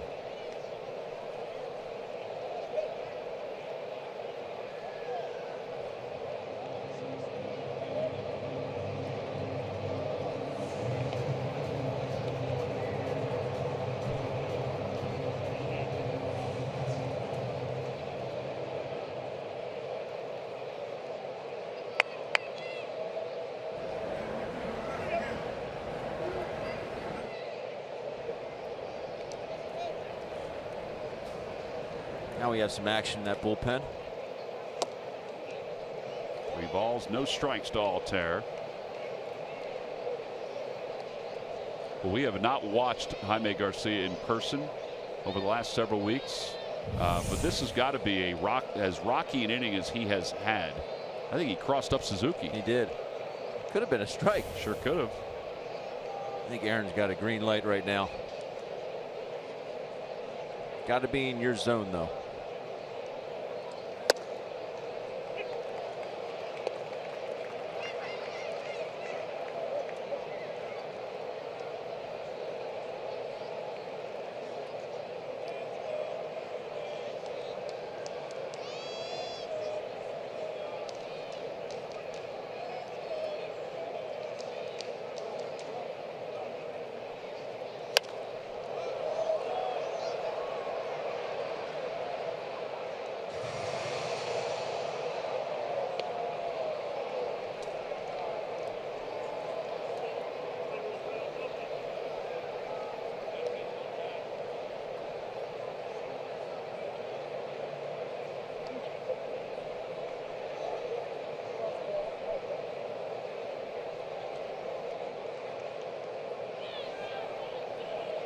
If you watch what he did to Tommy Joseph on that full count, he tried to pound him in. Ball crept out over the plate, so maybe Aaron can look at that. He pulls that one, caught by Adonis Garcia, and they will double up Howie Kendrick. Phillies get a couple runs here in the top of the 6th inning. And the double play helps Atlanta get out of the 6th. 3-1 Phils as we move to the bottom of the 6th here in Atlanta.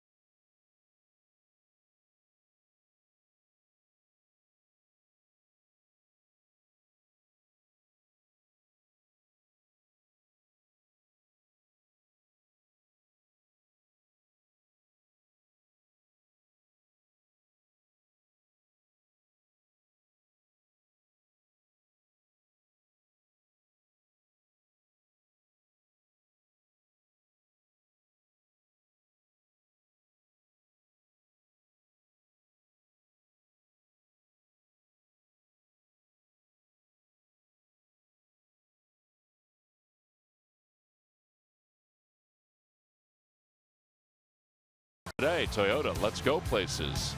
By McDonald's, introducing the new signature crafted recipes at McDonald's. I'm loving it.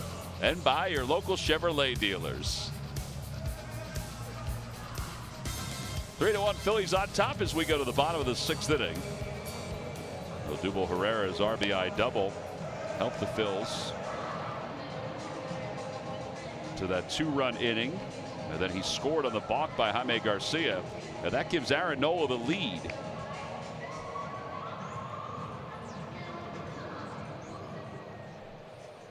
Chuck Hernandez is still talking to Mike Everett, the first base umpire. Jaime Garcia was still upset about. I'm surprised nobody's been thrown out yet. It's an awful lot of latitude, isn't it? A little bit. Guess he's still looking for a clear explanation. Brandon Phillips 2 for 2. He's doubled and singled. Inside 1-0. Braves started this game 2 for 3, but 2 for their last 14.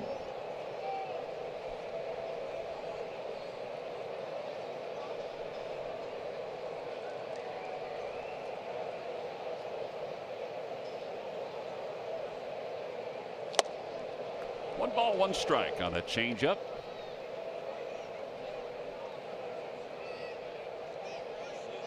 Aaron's allowed just the 4 hits tonight. So this guy's got 2 of them.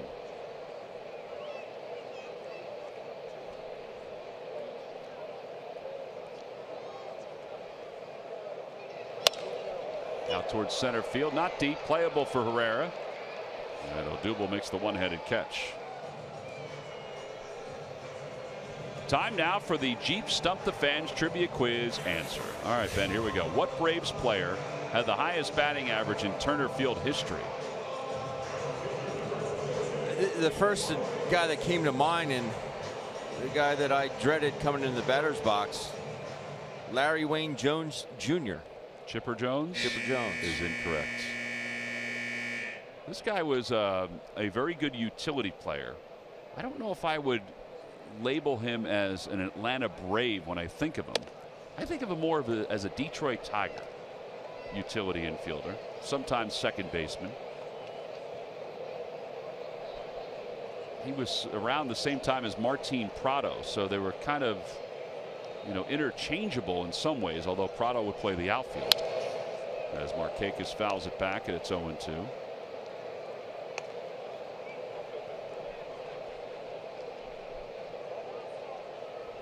Man, they seem to hit the Phillies really well too. He is probably, I would say, 15th on the list of players that you would put as the highest average in Turner Field history. So go down your list. Go 1, Chipper Jones. I had 1. 2, who was 2? Swing and a miss. Andrew Jones. Andrew Jones. All right, that's wrong. And keep going down until you get to this guy. I got no more hints for you. Mark Lemke? Mark Lemke is a good guess, but it's incorrect. I think that would be more the launching pad.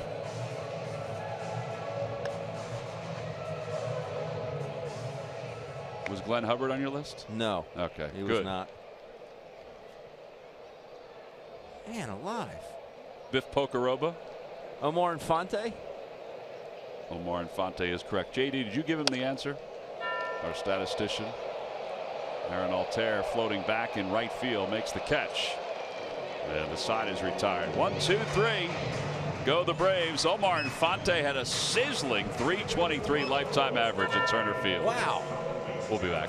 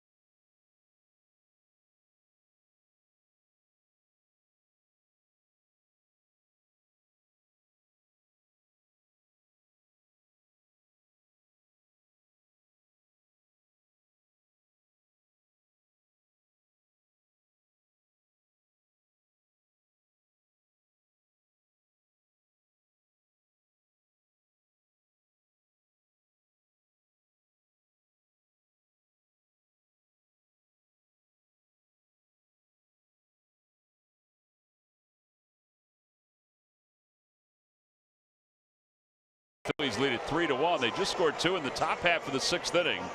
They tied it up with a solo home run from Howie Kendrick off Jaime Garcia, and then scored 2 in the 6th on an RBI double by Odubel, and then a balk by Garcia. Aaron Nola's been good. 6 innings, 4 hits, 1 earned run, 5 strikeouts.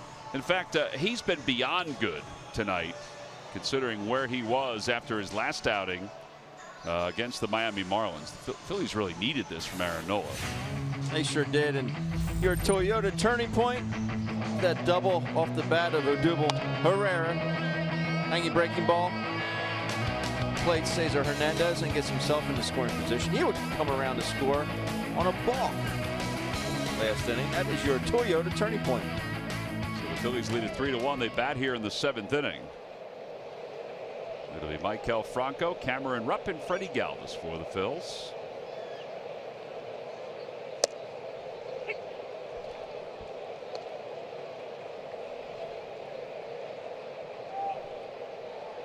I think I like Bruce Dreckman's strike zone tonight. I mean, it's a little bigger than most, but I think it's good. Garcia off the mound, and he throws out Maikel.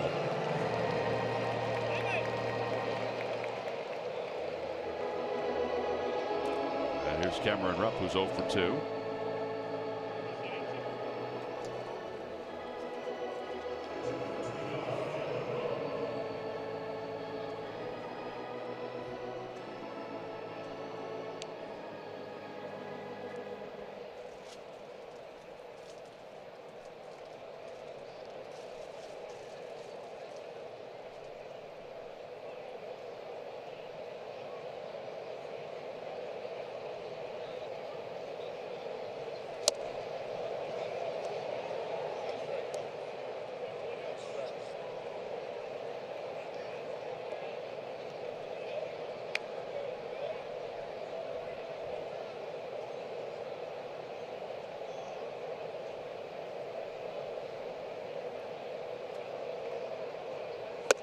Down low, 1 ball, 1 strike. Cameron's flied out to right field. He is struck out. Phillies here in the month of June, and their 5 games have scored 28 runs, averaging over 5 runs per game. They came into tonight averaging 6.25 with 19 extra base hits. Now you add in the 3 tonight, so 22 extra base hits in the 5 games.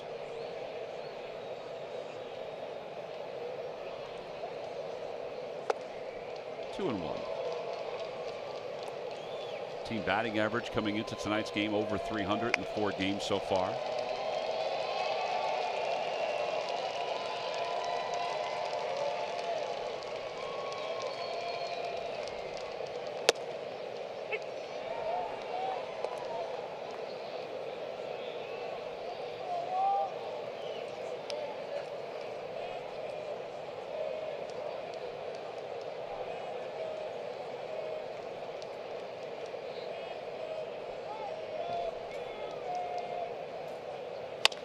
Ground ball left side. Swanson throws out Cameron Rupp for the 2nd out here in the 7th inning. And Freddie Galvis is coming up.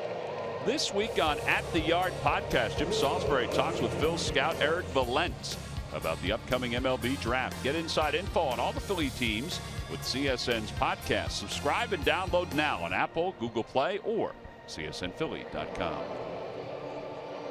Eric Valent was our right fielder on the United States junior national team in the summer of '94. Eric Valent was a very good college player. Yes. And eventually transitioned to being a solid pro player. UCLA. Yep. He had a bazooka from right field. A bazooka. Great guy, too. Great guy.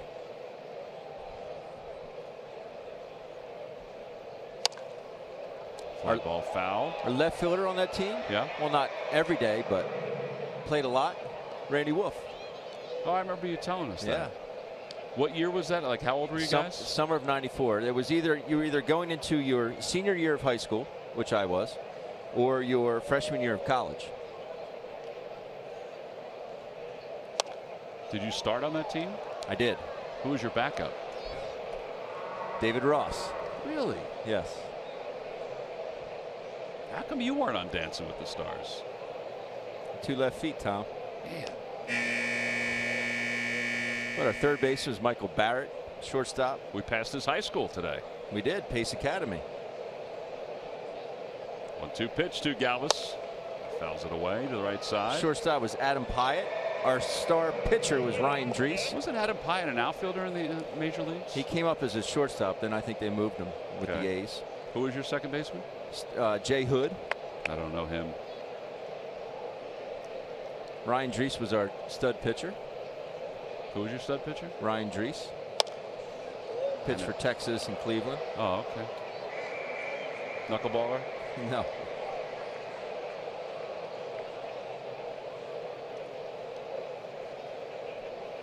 Who was your manager? Steve Cohen, USA Baseball.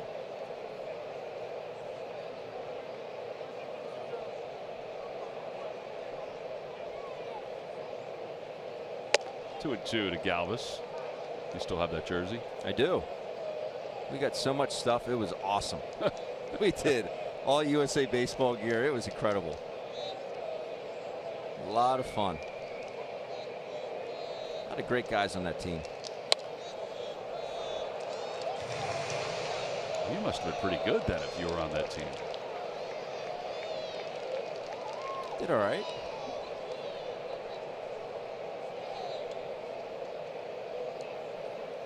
This has been terrible when you walked out and saw the fences that you had to hit the ball over. Yeah, we didn't have those in high school. 2 balls and 2 strikes to Galvis. And Galvis spins it foul over the screen. Jaime Garcia about to throw his 90th pitch of the night. He's thrown 8 to Freddie in this at bat. Win the battle here, Freddie.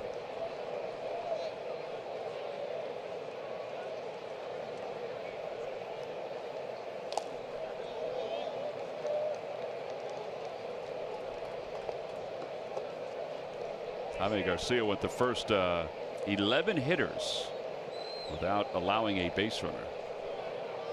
And that was before Howie Kendrick's home run, his solo home run. And a line drive, one hopper past Dansby Swanson into left center field. A 2-out single. Well, he did win the battle. Give Freddie a standing ovation on that at bat. Wow, that was awesome. So after starting against Jaime Garcia, going 0 for 12 coming into tonight, 0 for 11, and popped out to shortstop in the third inning. He's gotten back-to-back knocks, so maybe he's starting to figure out Jaime Garcia. Well, Nola's 0 for 2. He is struck out and he's grounded out.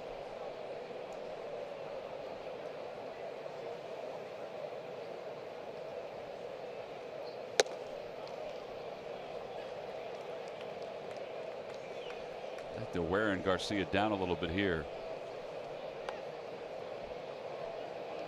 I mean, he's only allowed, he's scattered 7 hits, but they've been since the 4th inning. Softly to second base. Brandon Phillips is up with it. And Aaron Nola grounds out for the 2nd time tonight. No runs, 1 hit, and 1 man left. Time to stretch here in Atlanta. Phillies enjoying a 3-1 lead.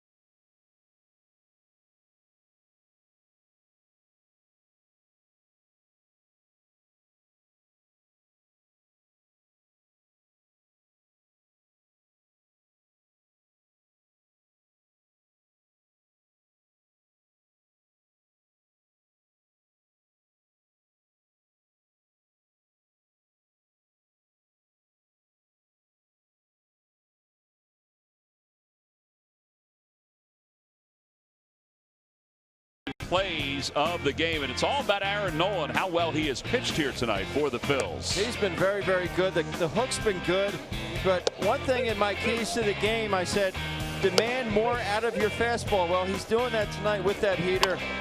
In, out, up, down. I love the fact that he's thrown it in hard to lefties. And they are your GMC precision plays of the game. Well, excellent split for Aaron Nola. 50 strikes, 25 balls, 75 pitches overall. And he's gone 6 innings. He has 5 strikeouts over those 6 innings. He just made the last out, so he's just now finishing up his warm-up tosses. And we talk about guys needing, like, let's say, at-bats that are good, but Aaron Nola is a guy that needed this kind of outing after going only 3 innings and throwing 73 pitches his last time out against the Marlins. You like to see him rebound like this, and Aaron's not a guy that shows a whole lot of emotion, let alone any emotion. And you think, well, that's just the way he is. No, the last couple outings, they've eaten him up.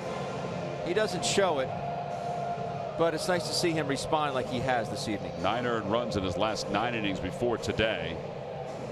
That has to make Bob McClure happy with what he's seen from the starting pitcher. So now he's trying to get through at least the 7th inning, if not farther. And he'll face Matt Adams, Adonis Garcia, and Kurt Suzuki here in the home 7th inning. Adams walked his last time up, flied out to right field.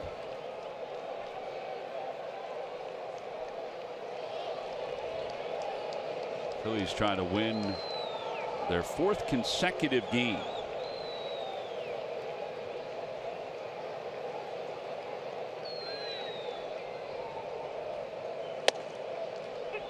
One to Adams.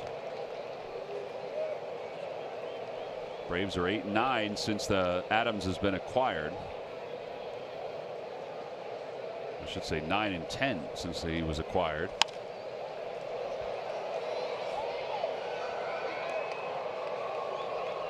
Playing first base for Freddie Freeman. You know, it's funny. Somebody wrote a story a couple days ago about Freddie Freeman. He was on pace, Freeman was, for 61 home runs and over 100 RBIs.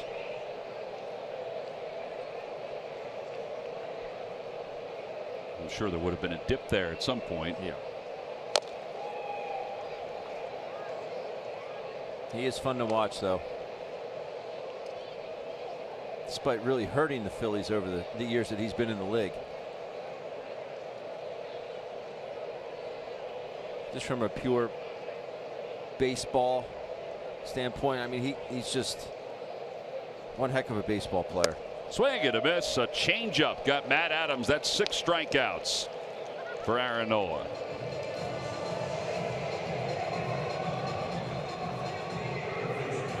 Well, this was Freeman earlier today doing some conditioning.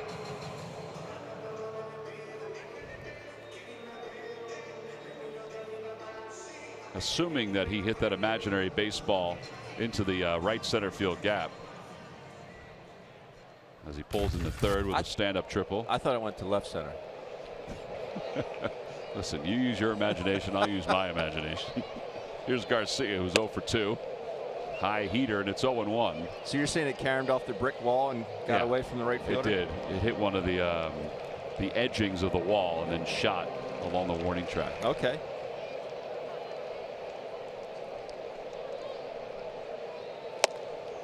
Overpowered him with 95 there. Just by him.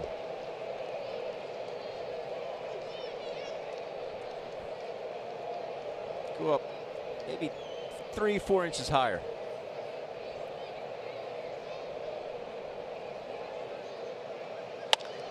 He does, and he lines it out toward right center field. Altair, though, is there, and he makes the catch. 2 outs. Maybe not as high as you would want. I don't think Aaron makes that play without Greg Murphy's assistance. It's a good thing they walked through that. Murph, I think that's a backhanded compliment, just so you know. Yeah, well, that's generally the kind of compliments I get from him. So. Hey! We worked on a lot of things, but I think Aaron would have had that. Last call down there, Murph. Yep. Why do you think I'm here? Has it been 30 days already? Here's Kurt Suzuki, who's 0 for 2. He's struck out and flied out. Hits that one out towards center field, right at Odubel Herrera. Well, this has been an efficient 83 pitches from Aaron Nola. And another 1-2-3 inning. And every time a Phillies pitcher retires, the opposition 1-2-3. Comcast will make a contribution to Phillies charities. Phillies baseball is brought to you by Xfinity. The X1 will change the way you experience TV.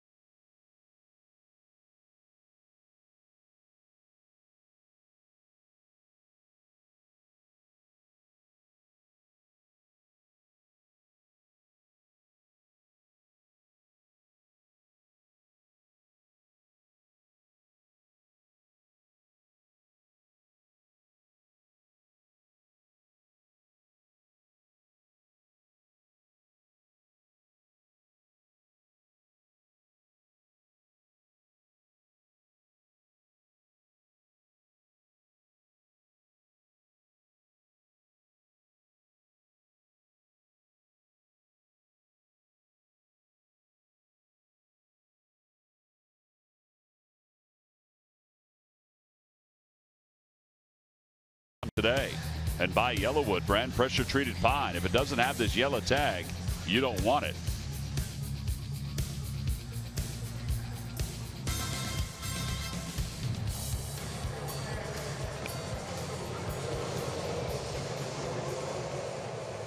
Cesar Hernandez will lead it off here in the top of the 8th inning.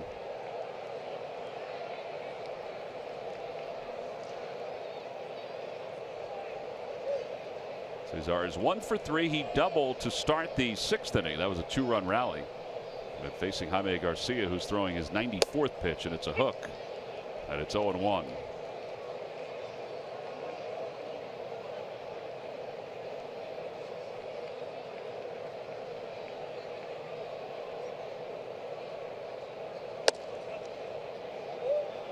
One ball, one strike.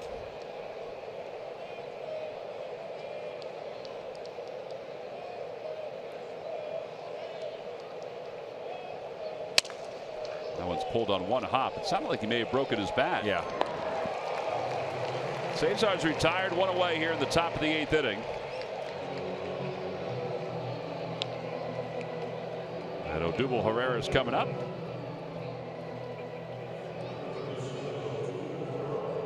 Odubel doubled and scored a run, drove in a run his last time up.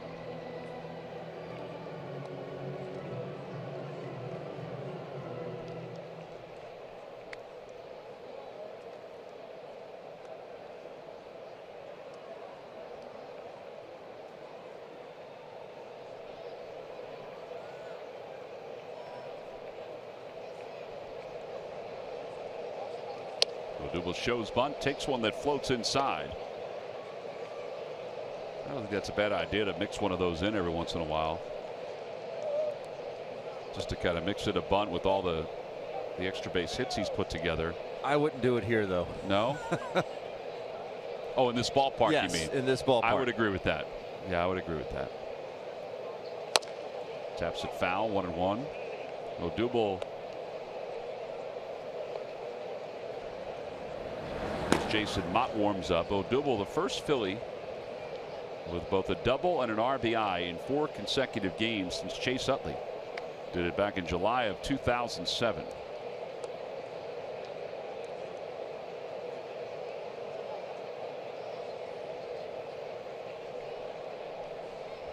It's not an RBI double in 4 straight. It's just a double and an RBI. Down and away, 2-1.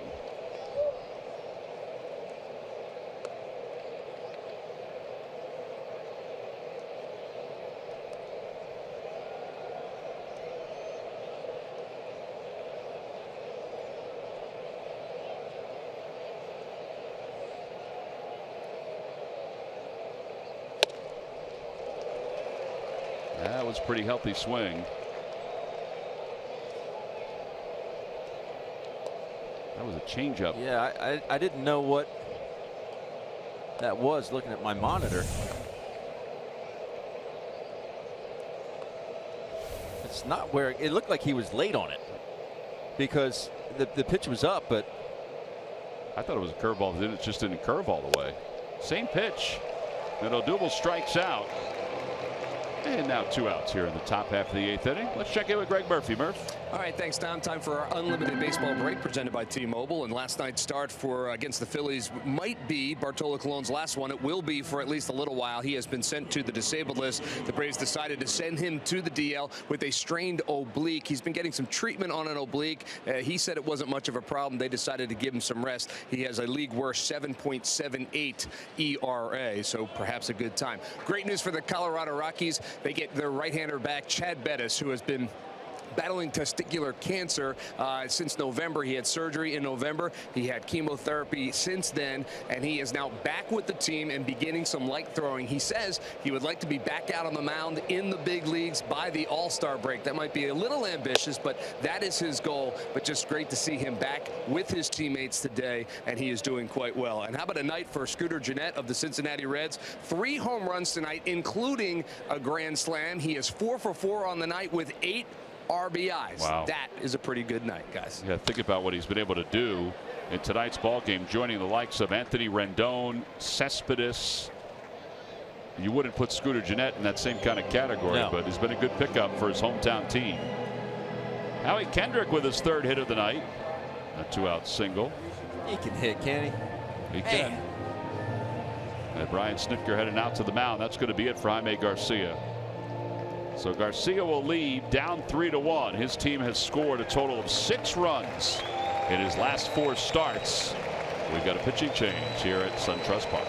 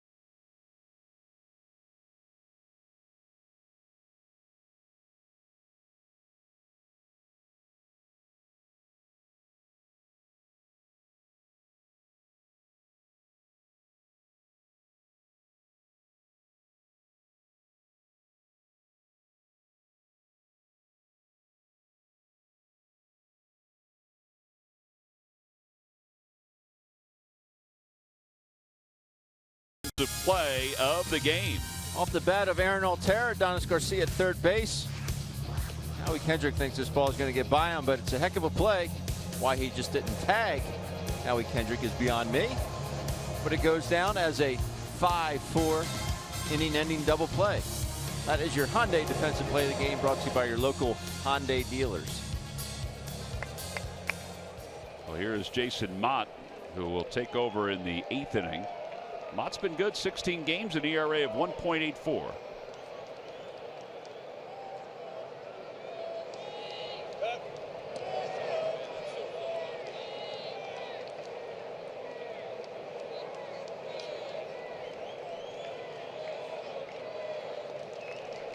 Hard-throwing writer, converted catcher. Came up with the St. Louis Cardinals.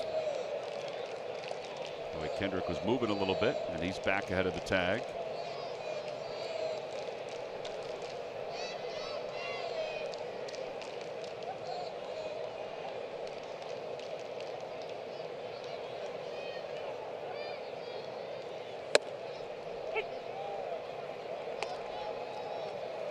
He used to throw in the upper 90s. That fastball there at 92 miles an hour.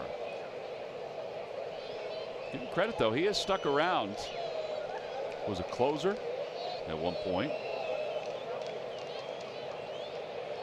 There goes Kendrick. Pitch is swung out and missed. Throw to second base by Suzuki, and he is safe at second base.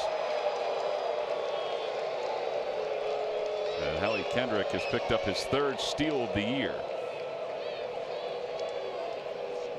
I can't tell whether Brandon Phillips wanted them to look at that or not. Terry Pendleton is on the phone. A heck of a throw by Suzuki. It was just way too big a jump by Howie Kendrick. He definitely arrived in time, and he kept his foot on the bag, or kept a body part on the bag.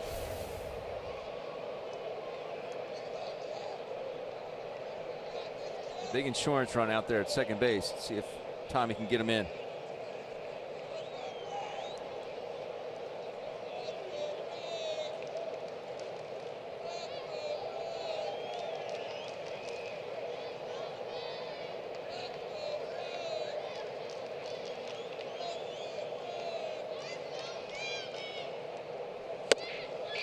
Tommy is struck out, and the inning is over. No runs, 1 hit, 1 man left in scoring position. That's Howie Kendrick. So it's on to the bottom of the 8th inning. Aaron Nola getting one last sip before he heads back out.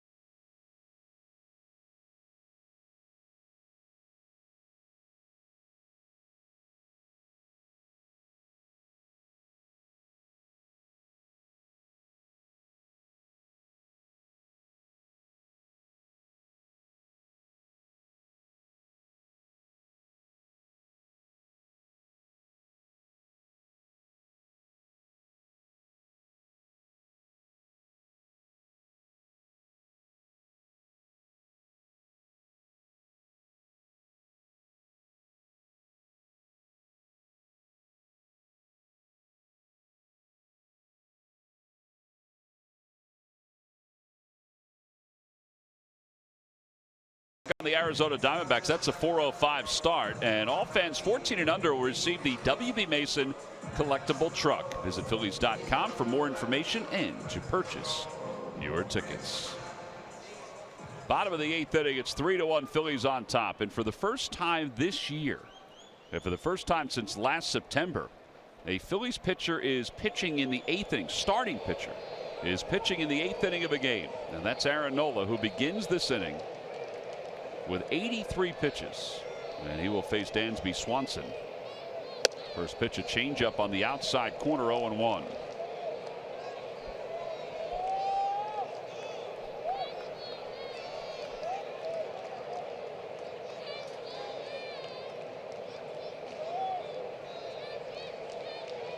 Fastball, no balls, 2 strikes. Got to be just a boost of confidence for Aaron Nola, who, as you mentioned, is quiet in demeanor but competitive beyond belief. I mean, if you win all those games at LSU, you've got to be competitive. In that conference, and if you're a 7th pick overall, you've got to be confident. 0-2 pitch, fouled away by Swanson.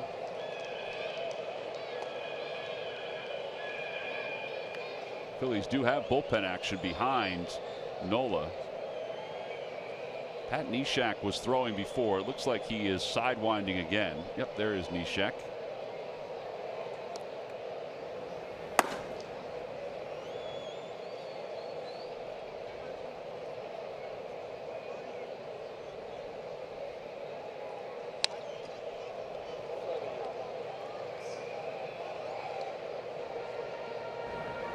On the Toyota Major League scoreboard, Scooter Gennett has hit his 4th home run. 4 home runs and 10 RBIs. The Reds now lead the Cardinals 13-1. Last one was a 2-run home run. My goodness. Bouncer back to the mound, flagged down by Aaron Nola. 1 out. And that is 9 in a row retired by Nola. And Rio Ruiz will be the pinch hitter.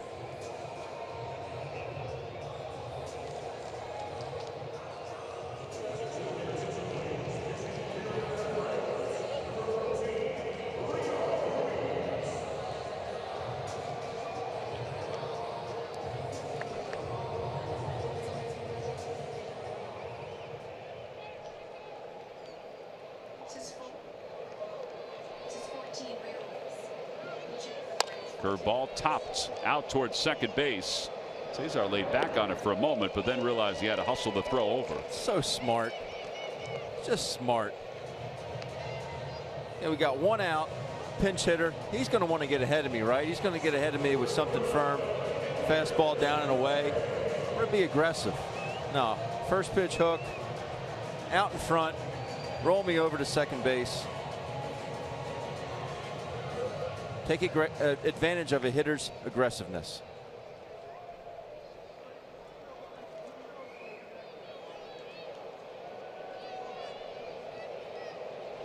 And Ciarte takes strike 1 after showing bunt. It's no balls and 1 strike. By the way, we mentioned that Scooter Gennett hit his 4th home run of the night. He's the first major leaguer this year to have 4 home runs in the game. Cespedes, Matt Kemp, and Anthony Rendon each had 3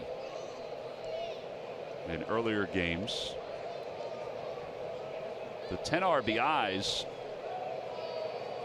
that Scooter Gennett has recorded tonight ties him with Rendon, who had those 10 RBIs against the Mets. That was April 30th, 2017. Bob Horner do it? Bob Horner did it for the Atlanta Braves. Michael Jack.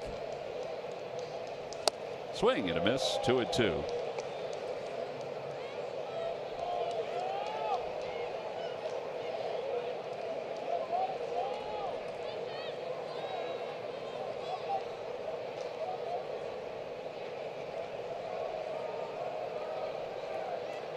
That one's pulled to right field. That'll be in for a base hit. Altair will cut it off. Inciarte's trying for second. Now he's going to put the brakes on. He may have been able to get there, but that's a smart move because Altair did a great job of getting to that baseball quickly.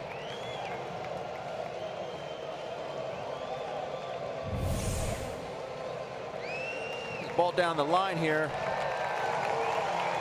but he plants, makes a good strong throw. Bob McClure's going to have a word with Aaron Nola. But yeah, that's a smart play by Inciarte. I mean, right now his run doesn't mean a whole lot. All right, so Bob McClure out to talk to Nola just to make sure they're on the same page. Neshek is ready to go if they have to go to him. I think Pete wants to try to give Nola at least this inning, or maybe one more base runner. Right. And Brandon Phillips does represent the tying run. So McClure goes back. Phillies hitters that have hit 4 home runs in a game. You mentioned Michael Jack. Chuck Klein did it as well back in 1936.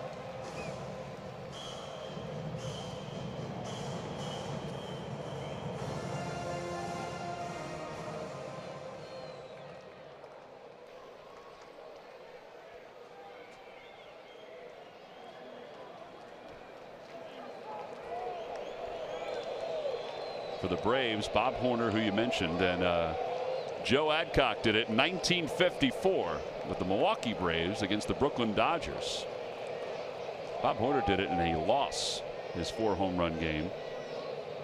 Breaking ball to Phillips. That's in there, 0-1. I remember Bob Horner doing it in 86. Wheels will remember Adcock in 54.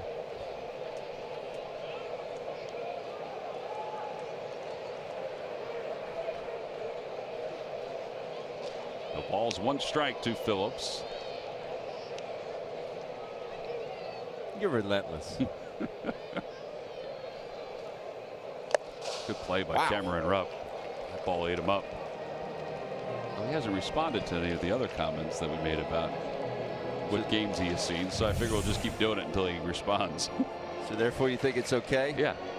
What a play by Cameron here.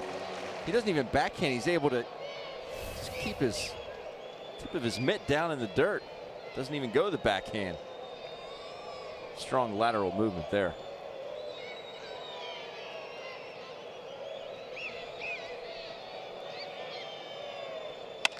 A line drive center field. Odubel Herrera started in, and he's able to recover and make the catch with a little bit of a gallop at the end. No runs, 1 hit, and 1 man left. Aaron Nola, 1 run over 8 innings of work. We'll go to the 9th. The Phils up 3-1.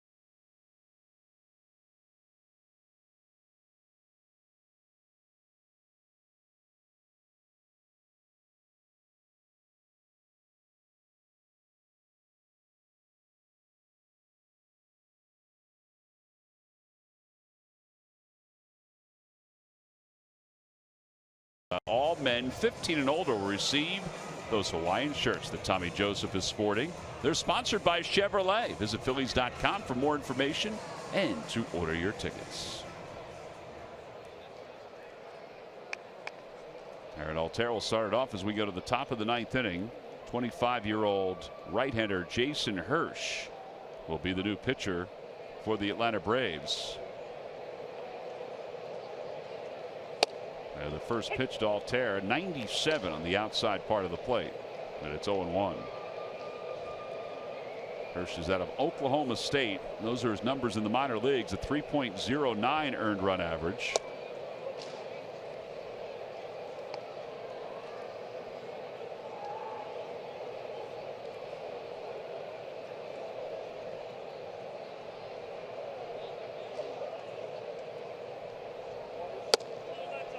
Jason Hirsch is trying to get his big league ERA, career ERA, down. He pitched in 2 games last year, but unfortunately for him, he allowed 5 earned runs, so his earned run average is 33.75. 3 balls and 1 strike.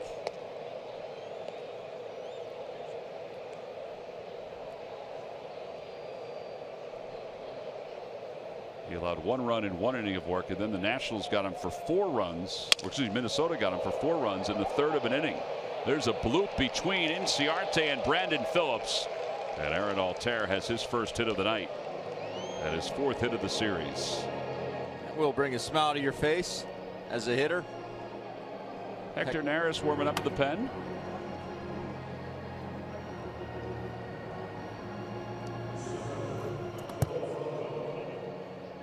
And now Franco.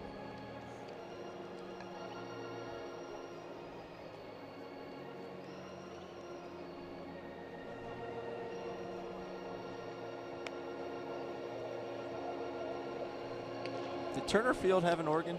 I don't remember. Did? We're told it did. I don't know why I don't remember it either.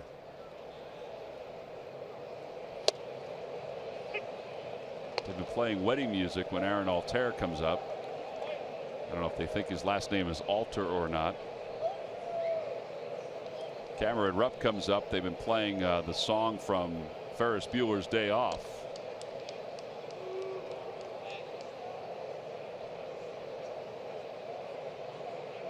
I don't think it was originally from Ferris Bueller's Day Off, but they played it at Ferris Bueller's Day Off. Another throw over to first base. 9 times.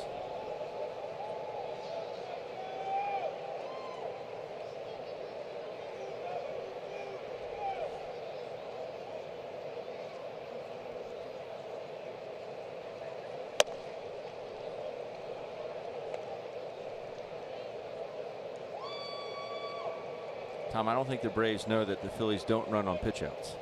It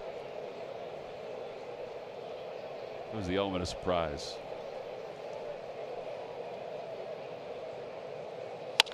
Over to shortstop. That might be 2. Swanson quickly to second for 1. And they're able to turn the 6-4-3 double play. 2 outs here in the 9th inning.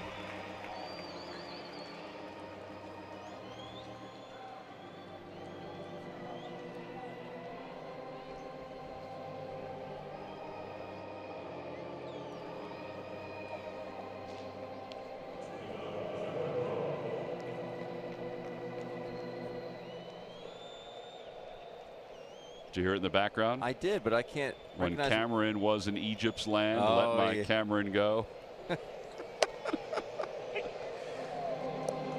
got the Gordie Howe jersey on. Yeah, exactly. Life was difficult for Cameron. 2 balls and 1 strike to Cameron Rupp. He's 0 for 3.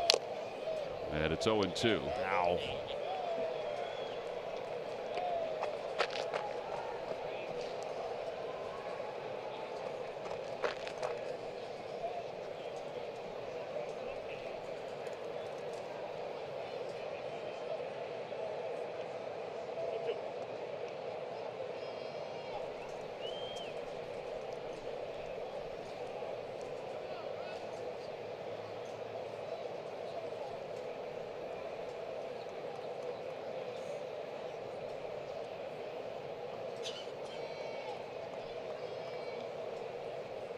No balls and 2 strikes to Rupp.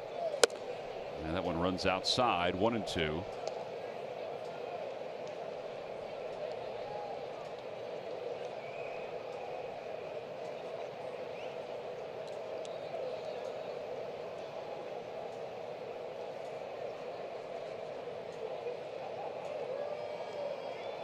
And he went after one out of the strike zone. They'll throw to first base to finish up the strikeout. 2-3 on the put out. No runs. A hit and nobody left. Hector Neris looks like he's coming in to try to finish this baby off in the bottom of the 9th.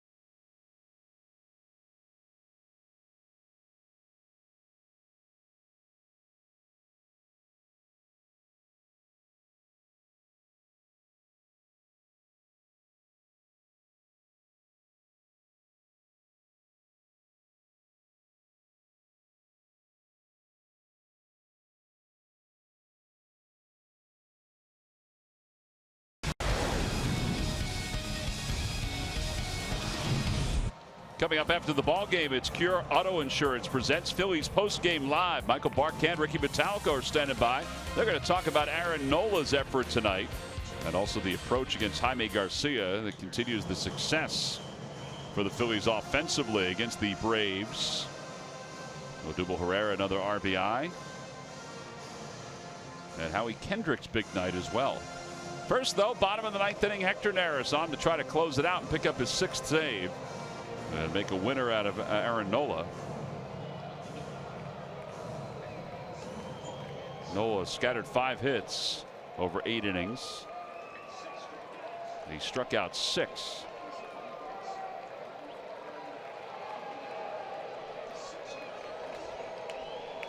So Hector will face Nick Markakis to start things off. And the first pitch outside, 1 ball, no strikes.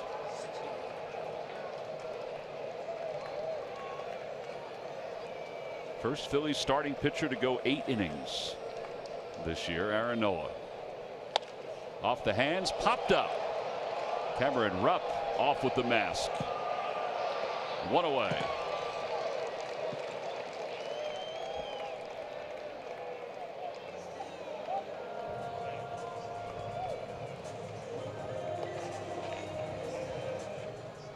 Well, Matt Kemp 0 for 3. He has struck out. He's flied out to left and flied out to right field.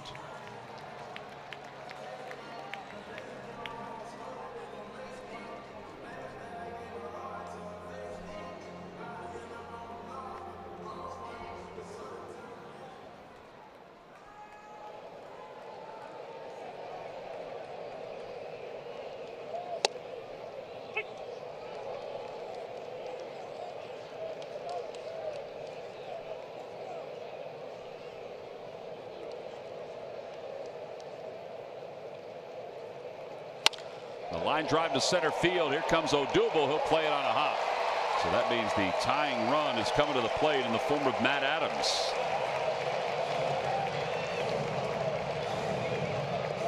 Adams is 0 for 2. He's flied out and he has struck out.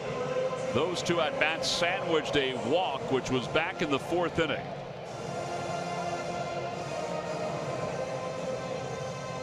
Aaron Altair is deep out in right field. And Odubel's backing up a little bit in center field. Adams takes inside. Smart play by Odubel not to try and dive for that ball. Ball gets by him. Anything could happen, but that way you keep double play in check right now. And a really short lead for Matt Kemp. That one's pulled down the right field line. Foul. Thankfully. 1-1. Well, reminder, we'll be back here tomorrow at 7:30 once again. Jared Eichhoff, Mike Foltynewicz. Foltynewicz pitched well his last time out.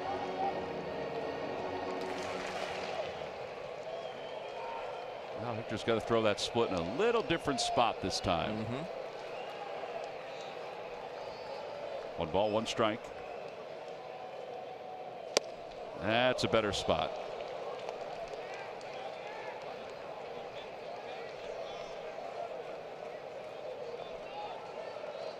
After Adams, it's Garcia who's on deck. Both these guys have pop.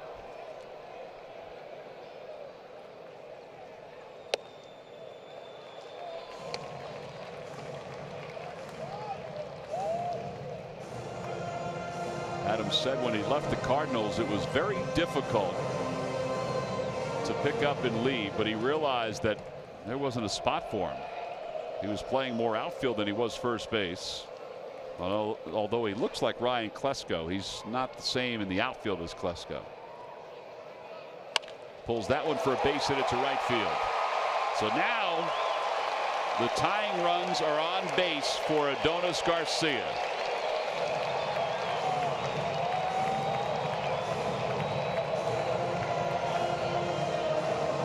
Phillies have bullpen action again. Neshek is warming up, and here comes Pete Buchanan.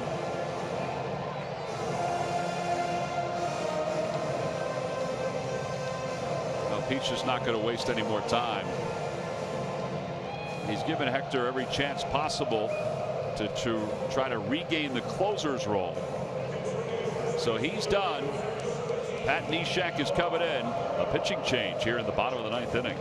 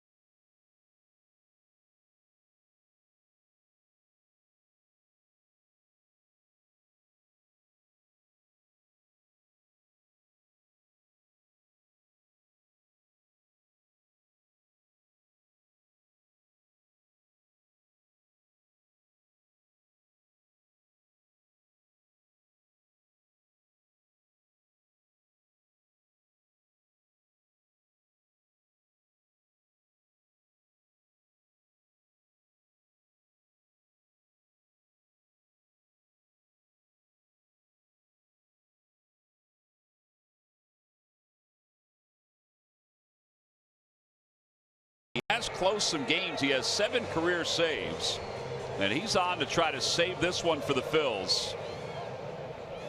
A 0.84 ERA. He has runners on first and second with 1 man down. Johan Camargo's come out to pinch run over at first base, and that's for Matt Adams. And Garcia, who is 0 for 3, he's hit into 1 double play today.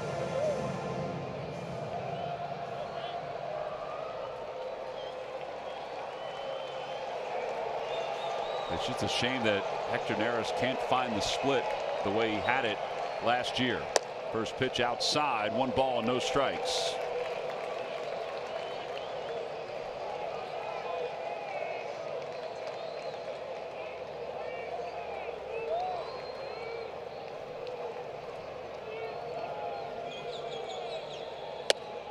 One ball, 1 strike, 88 miles an hour.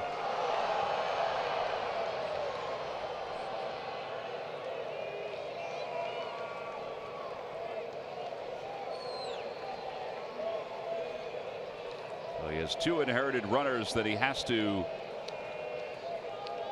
stop from scoring here. And Garcia whacks it foul, 1 and 2, and he may have hurt himself. Swing that hard, you're going to get hurt. You know, he's had an Achilles issue, and he is limping a little bit as he wanders around the circle.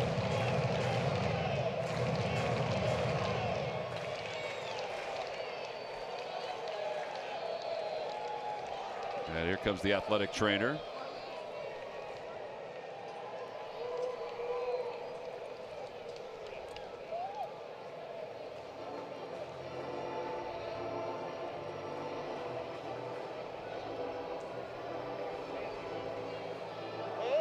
That was a hellacious hack. It was. I mean, hellacious.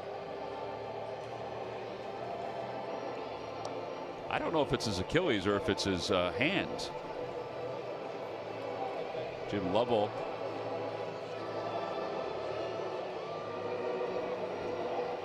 is the athletic trainer who came out with Brian Snitker.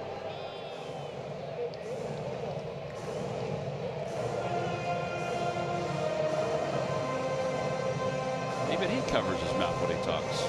It's all over baseball. All right, so here we go. 1 ball, 2 strikes. Runners on first and second. Garcia steps out as the tomahawk chop music was playing in the back.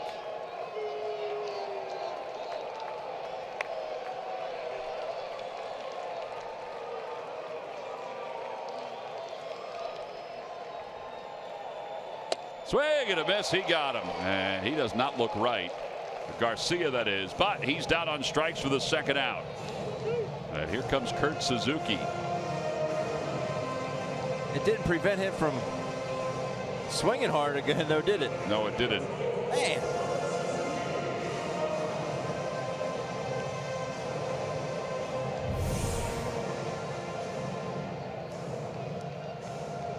A slider.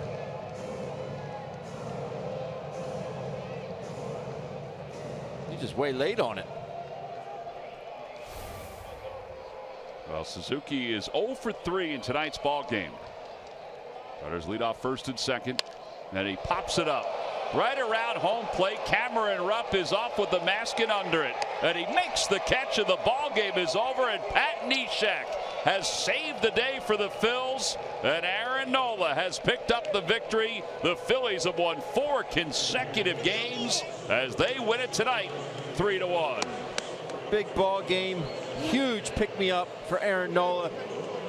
Howie Kendrick swung the heck out of it tonight. That man right there. What a game did Aaron Nola have. Phillies have taken the first 2 games of this series. For Nola, it's been 46 calendar days between victories.